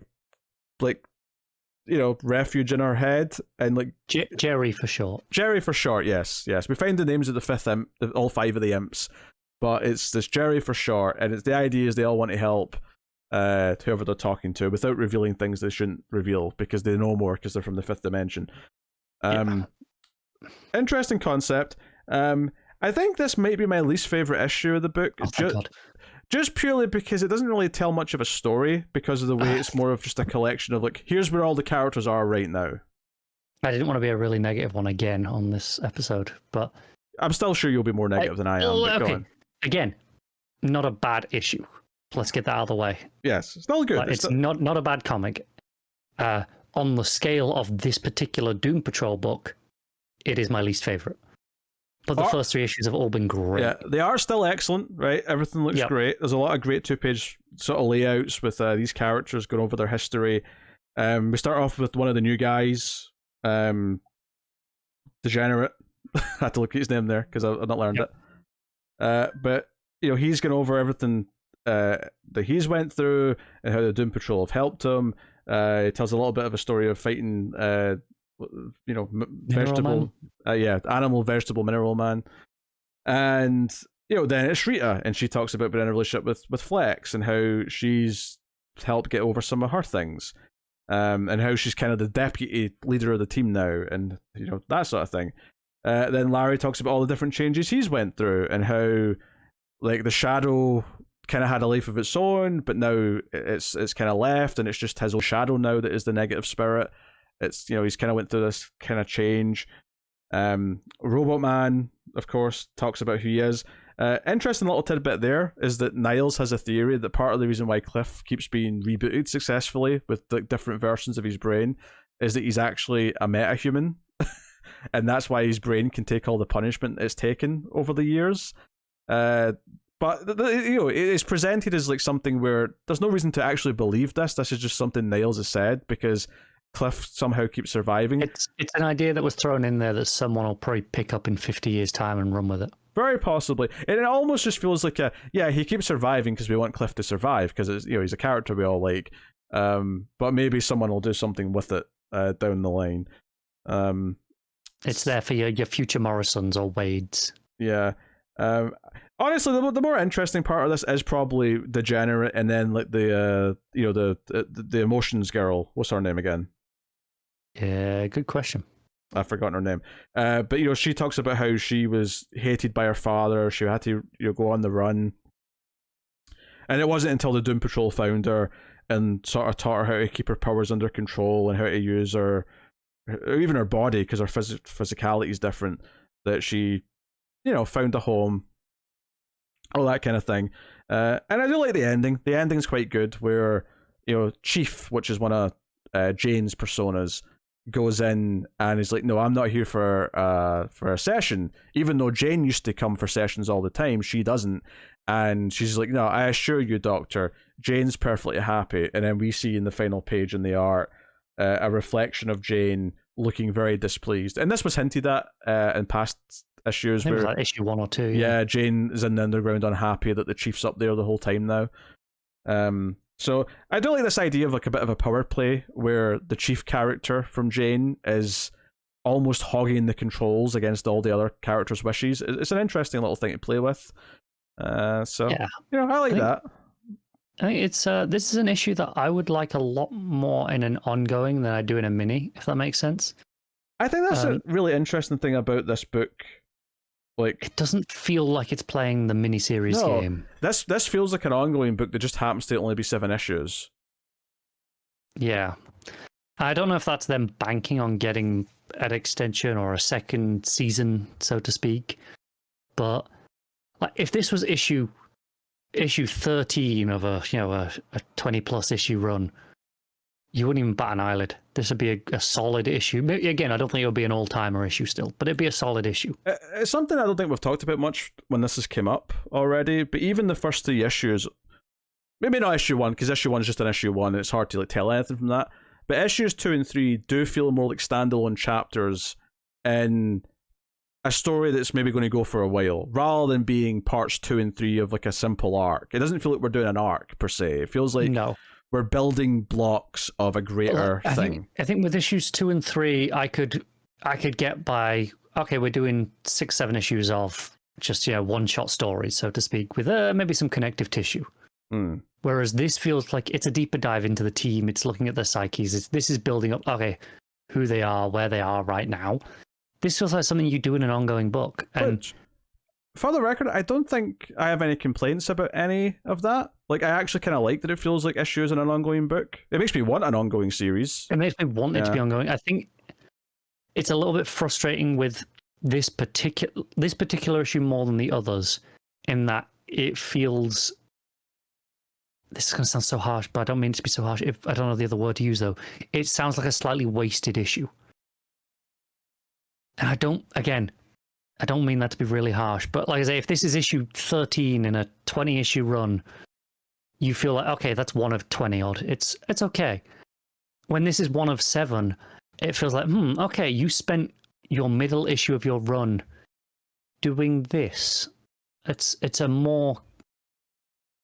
I feel like when you've only got 7 issues, you're making choices as to what those issues are. They have a little bit more weight on it. You have to make sure they're the best issues you've got.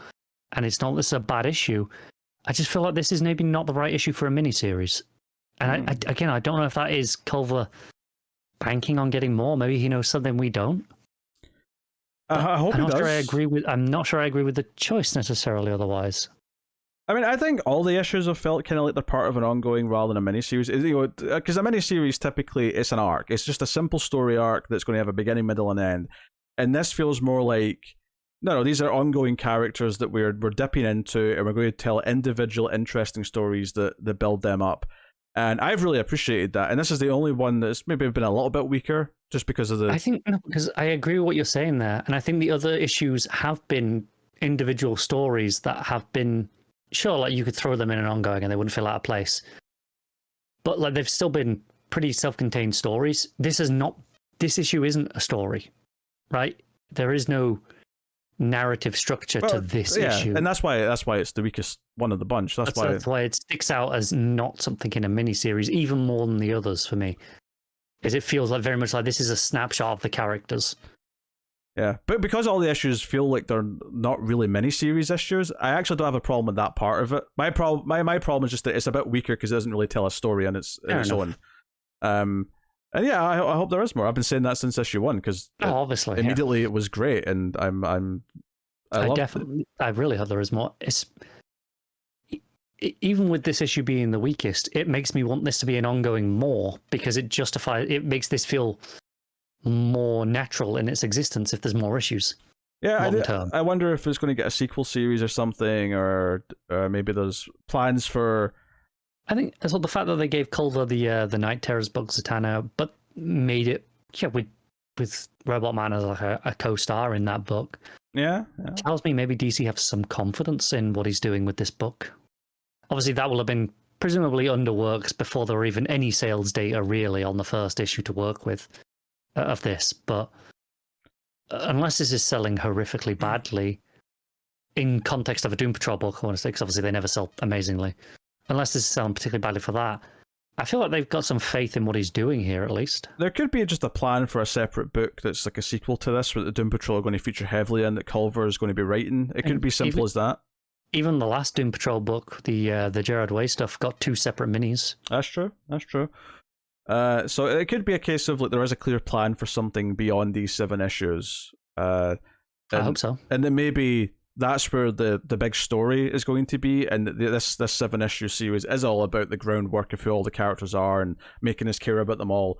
And then whatever this next series could be, if there is one, it'll be more the actual 6-issue story of like a big event. You know, and I don't mean event in the comic book sense. I just mean there's a story actually building up over the 6 issues as opposed to what this has been so far. That said, though, even if it is just a second series of stories like this, I'll actually be quite happy. I mean, yeah, I would not be opposed to 6 standalone, just random issues. Yeah, like I'd be fine with that again, because if we only get these 7, I'll be quite happy with what we've had so far. So it just makes me want more, which is about as positive as a thing you could say about most things. So what are you giving Danger Street? Sorry, no, that's next. What are you giving Unstoppable Doom Patrol issue 4? I'm going to give it a 6.5. It's still pretty good, but I don't think it's quite as good as any of the previous issues. Yeah, it's a happy 7 for me. I still think, it looks great. I like the little character tidbits we get, especially the newer characters who we don't know as well. And the tease at the end with Jane and the chief character, I think is all quite interesting. But it doesn't tell as much of a story as the previous issues, where those were all really good, like self-contained stories that played into the ongoing characters, but those all had really satisfying kind of overall like arcs in them. So I was a bit weaker by that nature. So there you go. Danger Street issue 7, Tom King with Jorge Fornés on the art. So it's a shame Matt's missing this week, because Matt's been reading this as well, and we've had pretty in-depth discussions across the board.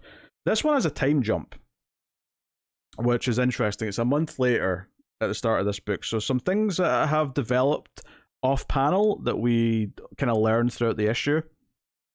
One of the main through lines of this issue is that Lady Cop, who we actually get her name in this issue, I don't know if they brought it up before or if this was like a sort of first time reveal, but it's mentioned a couple times here.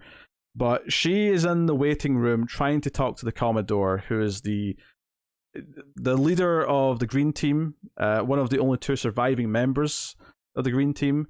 And her whole thing, she's basically in that Seinfeld episode where they're in the waiting room of the Chinese restaurant and they can't get in. She's here and she's just been told by the assistant over and over again that it'll be a few more minutes. And she's there for hours in the waiting room. She eventually talks to Jack Ryder, who comes in, and he gets to see Commodore quite quickly about notes for his show that night. But they strike up something that might turn into a friendship and possibly an alliance that could develop into something. So we have the other Mr. Simon. He's the other surviving Green Team member who, at the end of last issue, went to the Outsiders. Who everyone in the comments did let us know that these Outsiders were a real thing from that old comic book series, which are this team of misfits. And it seems like Manhunter shows up to kill Mr. Simon. Great full page spread of, because Simon's like on a, he's sunbathing on like a little deck chair, and there's a great full page spread looking up at Manhunter where he's in almost silhouette with his face because of the bright sun behind him. Great page. So he goes on the run, but the big sort of reveal with that plot at the end is that this is kind of a trap, and that the Outsiders that he went to for help are waiting in the water. So the cliffhanger to that is that, oh shit, they might have actually captured Manhunter or might hurt him or something. The other plot going on is the Dingbats are graffitiing the Danger Street road sign, and they cross out the D so it says Anger Street, and they're immediately arrested by one of the cops. But there's kind of a reveal with this too, where this is actually part of a plan. It seems like they wanted to get arrested because when they go into the station and they're getting processed, the skinny kid, non-fat, he's put in a cell with Warlord, and immediately it kind of sounds like they know who this is and they've been talking to Starman. In fact, there's a panel on the last page that, this breakout plan, whatever it is Starman from the outside is going to break them all out at the same time. So for whatever reason, they've formed kind of an alliance with the very people that they were going to try and kill, possibly to try and get their friend back or get revenge on the person really responsible for his death. Very, very interesting. It was kind of exciting realizing that they're actually working in cahoots with Starman and Warlord. Just because, like, obviously the last several issues they've been like, oh, we need to find out who killed the other kid and we have to like get revenge. Clearly some plan is formed and it's quite exciting. So I was into those developments and kind of the slow realization of that was quite exciting. The stuff with Lady Cop and Jack Ryder, where she's frustrated because she can't go see Commodore, and he's, if anything, taken aback that she doesn't just know who he is. In fact, there's even maybe even a reference to a lot of people's parents watch Fox News, where she says, "Oh, I think my dad watches you" at one point. I kind of took that as a sort of sly little reference to that. But he basically says, "Oh, we're kind of in the same line of business. We're out for the good of the people." But he talks about how he's got a friend who could maybe help if there's something going on. Because she mentions that there's, the Green Team might be tied to this murder of a young boy and an alien. And Ryder offers his business card and says to contact him that, maybe his friend can help. I think that's on his way out, he gives her the card. And sure enough, it seems like they're going to meet for, coffee or something in the future. And she never does get to see the Commodore. The assistant basically says, "Oh no, something came up, sorry, we can pencil you in for 7 weeks from today," kind of thing. And there's a really ominous part with the assistant where eventually the assistant has to leave for the night, and she's like, "You have to kind of leave with me now because I'm going." And in the elevator on the way down, she basically says, and Lady Cup doesn't know if she can take this as a joke or not. She's sort of thinking it might be a joke, but she's not sure. But this woman basically says, "Yeah, I have to do whatever Commodore says because he's got my son kidnapped and he sent me a tow before, and if I don't do what he says or I try and quit, they'll send me his eyes or possibly his whole body." And Lady Cop is legitimately not sure how to take this, and it kind of reads to me like a scene in a movie where someone says something really crazy and you just don't know, the other character doesn't know how to take it. Is she being serious right now? And it's this really kind of ominous little moment. So that's really good. The other big scenes that are at play in here are so there's more of the prison breakout stuff. But we've got a scene with Orion. I didn't realize it was him at first because he's not got his outfit on. He's just sitting there drinking booze, which he ends up pouring on his mother box because he's failed his mission. And there's also a scene on Apocalypse with Darkseid basically telling everyone to get the fuel of the volcanoes to power this big thing they're doing with Highfather and whatnot. Bringing up New Genesis and Apocalypse together. It's a whole big thing, right? There's a lot of moving parts, and I think there's always this worry every time I start an issue of this that am I going to remember everything that was going on last issue? And I think for the most part, like, it actually flows really well, and like the big moments are exciting because of all these characters finally starting to come together. The idea that the Creeper might end up helping out in some of the Lady Cop investigation stuff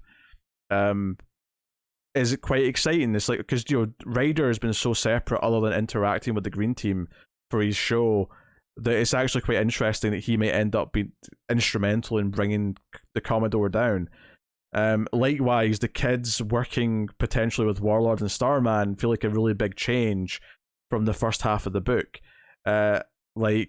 Eventually all the forces of good might end up working together to take down the bad guys.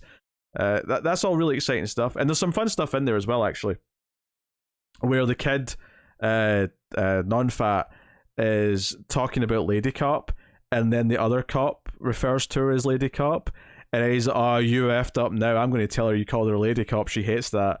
And he immediately starts to like get scared, and he's like, "Nah, don't tell her, please." As he's like throwing the kid into the jail cell. I that's the sort of thing where they've built up these characters over the issues that you can enjoy these little teases and payoffs to that. There's these like fun little beats you can play. So no, all that stuff was great. It really feels like it's paying off a lot of the things that it's been building up over those 6 issues, and it feels exciting that they're doing it because they've kept all these plot lines relatively separate. And there is this genuine excitement of characters finally talking to each other. And it's not that it's been spinning its wheels up until this point. Everything it's been doing in all of its plots have all been very well paced and all been very valid. But now that some of the characters are starting to come together, it feels like, now like this might be like turning the tide, and that the villains might not stand a chance potentially if they all come together. So it's very exciting on that front. So it's all very good. There is like a weird thing at the start where the Dr. Fate helmet who's telling the story says, "I could tell you what happened in this month that we're skipping, but I don't have time for that." And then the story gets going. I almost feel like I get why you don't want to tell us that, because part of the fun of this issue is seeing all the things that have changed over the course. But it's weird for the helmet to even mention that it could just tell us what happened in that month. It's almost like you're pointing out the writing technique, and it's not even a flaw. It's just like, don't point it out. Just get on with it. It's fine. Almost just a little too meta in that one little moment. They are, as per usual, is phenomenal throughout the book. It's very expressive, and it's dealing with a lot of interesting moments. Something like Non-Fat in the jail cell playing cards with Warlord, and just like the different reactions and expressions on the faces, where you get the sense that this is like an alliance that's formed because they've got a mutual enemy, but it's not like they're best friends or anything. Non-Fat's reactions and like the way he's talking to Warlord don't come off as like someone who's like finally found an ally. They come across as like almost like bizarrely equals who need each other in a weird way. And you get the impression that they've been talking a lot to Starman, and that Starman's told his version of the events, and Warlord tells it slightly differently. And Non-Fat points that out and says, yeah, Starman's was kind of like better, it made more sense. Yours is a bit more nihilistic, because Warlord, it sounds like, didn't really care about joining the Justice League. He was doing it mainly for Starman, because Starman was his friend, because Starman treated him well when everyone else just thought he was an idiot with a sword and a loincloth. So that kind of develops their friendship a little bit, which is kind of nice. I think I also like the idea that we learn about this potential alliance through just one of either characters, or one of either side's like character. I like that it's just Warlord and Non-Fat, and it's just a conversation between them. It's not all the kids with both the adults at the same time. It kind of, I don't know, it lets us discover some of the details just through natural conversation in a way that it makes you excited for what's off panel. It makes you excited for what you've not seen, what conversations you've not been privy to. And like, it's almost like using mystery very effectively in something that's not a mystery per se. It's just revealing what's going on, and not in a frustrating sense. Like, it's revealing things at a good pace. It's revealing things in a way where, from the start of the issue to the end of the issue, you're like, okay, I know where we're going now. And you've over the course like teased what's going on. You've then revealed what's going on, and now we can be excited for what the new status quo is. And I think it's like part of the writing technique that King uses in this book that's been really satisfying. It's the one thing that maybe on issue 1 was a little hard to take in because there was all these different plot threads. But ever since you got that footing from after an issue or two, like, they've all been very satisfying because they've all been advancing things. And they've always felt like everything's going to like eventually start to cross over. And now it's exciting because several of these plot threads are crossing over. And that's been good fun. So, yeah. Dangerous Street issue 7. Another great issue. I would probably say it's just a solid 9 out of 10. It's kind of just an easy score to give out. It's exciting. Everything's clicking together. And it feels like all the build-up is paying off in all these little ways. And even as simple as, like, we never see the Commodore in this issue. And we've seen him in previous issues, but by having the kid off camera, or off panel, I should say, this entire issue, kind of builds this ominous threat. And we know that he made a deal with Codename Assassin to, like, just protect him and kill the other kids instead. Or not even kill the other kids, but just don't protect the other kids so that all of his focus is on him. And it's like, okay, how much more powerful has he gotten in this month that we've now skipped? We don't know. So that kind of builds up a bit of mystique around him, which is also quite exciting. So, no, 9 out of 10, really good. Loved it. As per usual, one of King's Black Label books is one of the most exciting comics of the month. And I'm very glad that this did not take the month off with Night Terrors. So, very good. So yeah, that'll take us out of the part of the show where either myself or Connor will do a Patreon book. Every month on patreon.com/MailFuzzTV, you can make myself or Connor read a book of your choosing. And Connor's going to talk about Noctera issue 13. So take it away. Yeah, this picks up right after the last issue with the reveal of Bill being back, and he is just basically an eldritch terror now. He's still... not Bill. Bill was always the villain. Okay. Yeah, but I don't listen to you. For all I knew, he was a good guy. I'm aware. Yeah. Bill was always the villain. He's in the completely blacked out substance, so he just looks like a silhouette on page. All you see is his mouth and the outline. Basically, the rest of it is just this pure black substance. But now he has tentacles, like, out of his back, and it cuts to like a giant eldritch octopus squid thing with 1,000 eyes in space. It's creepy. It's cool. I'm here for it. And they blast him with a gun out of a taco dog on the truck, which also cool. Yeah. He calls their bluff. He's like, hey, I was Sundog. I know what capabilities you got. You haven't got any guns on that truck. You can't harm me. And the guy says, and I quote, eat taco dog, bitch. And there's a giant gun in the taco dog on the top of the truck that takes a huge chunk out of his head. And I mean, chunk out of his head, like eye out to the side, all gone. It looks great. It's a full page of just that. And Tony Daniel absolutely kills it with that page. Because that's part of the draw of this series is Tony Daniel's art. That's why it's been all him except the one shots, which have been guest artists. And he's been doing great, and that's a great page. It's probably the standout page of the issue. The rest of the issue, though, it features more flashbacks for M, stuff from pre everything going down. It's him learning that his parents are actually still alive. He thought they were dead. Obviously, he'd been adopted. Turns out not, and he's got an address. And this is intercut throughout the rest of the issue of him deciding to go to the address and see his parents that he's not seen in a couple of years. He thought they were dead. And it's this kind of rundown looking shack. And this is right at the end now. When he gets there, he goes in. He's like, "Hi, is anyone home?" And the last panel we get of that is him walking in the door and then being smacked on the back of the head with a gun, like with the butt. Not the reunion he was hoping for, I'm sure. And I'm sure that'll pick up next time.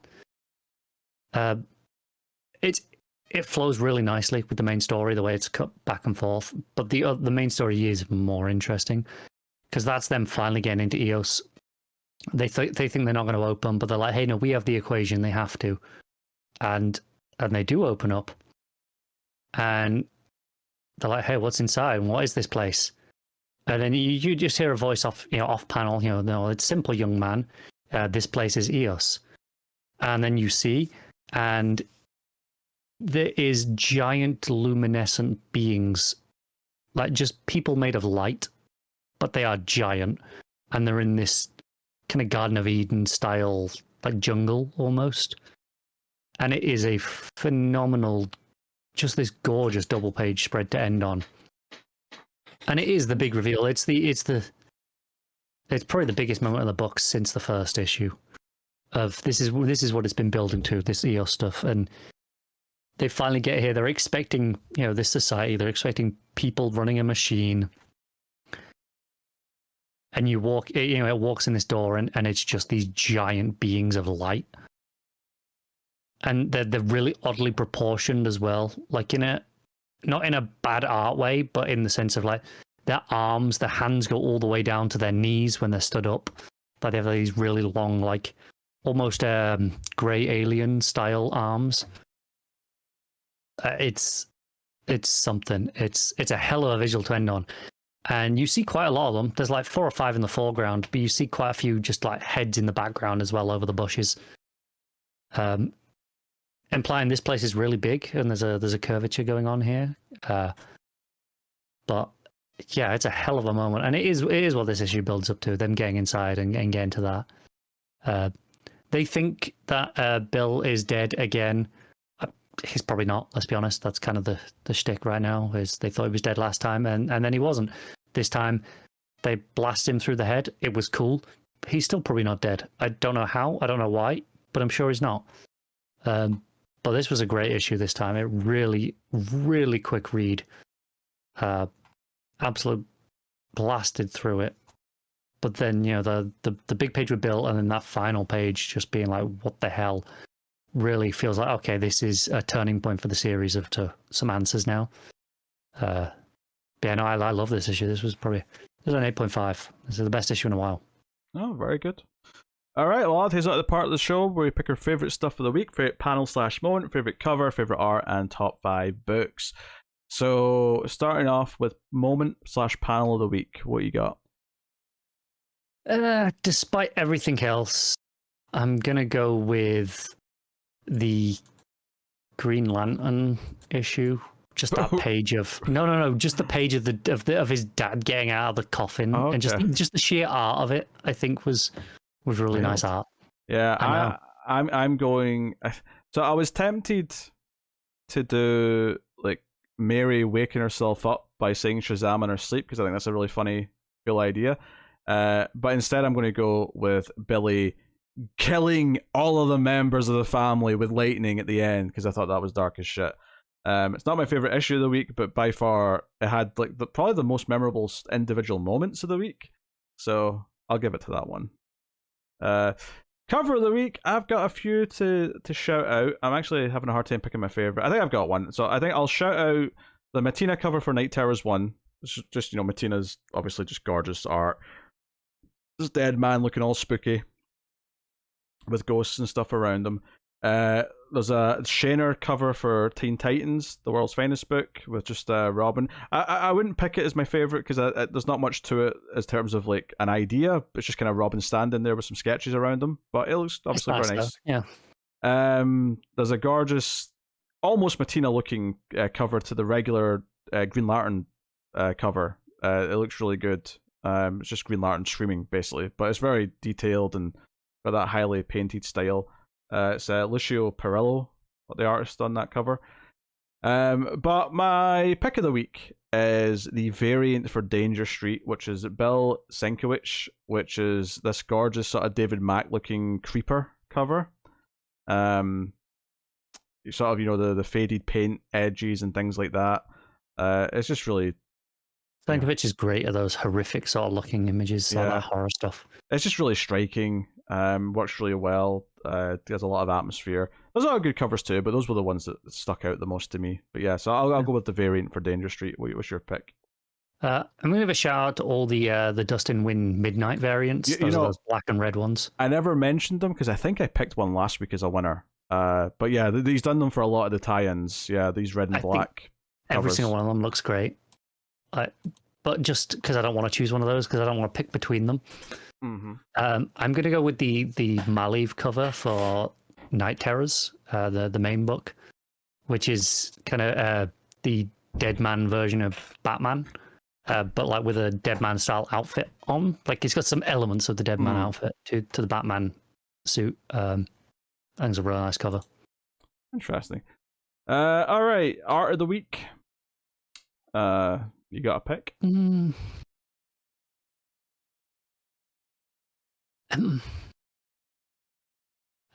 World's Finest Teen Titans. I think Lupacchino takes it for me. That is fair. I did also like the art in Night Terrors Zatanna. Yeah, me too. That and Green Lantern are probably the next two for art. Yeah. I also really like Doom Patrol. I think Lafuente's been really good on that book. That said, though, I read a Jorge Fornés book this week, so Danger Street takes it quite happily. I can't argue with that. Simple enough. All right, top 5, go. Well, it's finest. The Teen Titans is first. Then I guess Doom Patrol, then Zatanna. I think it's probably Shazam after that.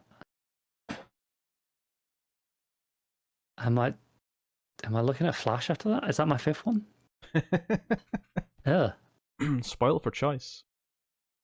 I think it kind of has.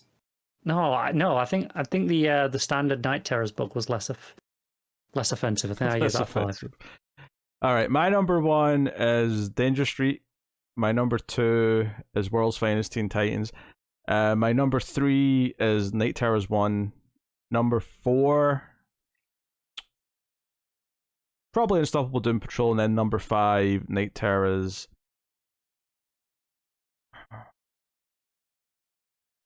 I'm actually a little bit torn. I think Zatanna is probably the more interesting overall from like the event perspective, but I think the Shazam book was probably more memorable and a little more enjoyable. So I am going to go with Shazam, but it's very close between those two. So I didn't have to put Flash or Green Lantern on my top 5. Easy peasy. Okay, there you go. That's our top picks of the week. I will now tell you what is coming next week from DC Comics, when it should be all 3 of us on the show. So that's fun. Next week we have Batman Superman World's Finest 17. We have Superboy the Man of Tomorrow issue 4. We've got Night Terrors Superman issue 1. Night Terrors Nightwing issue 1. We have Batman White Knight Presents Generation Joker issue 3. We got Night Terrors Wonder Woman issue 1.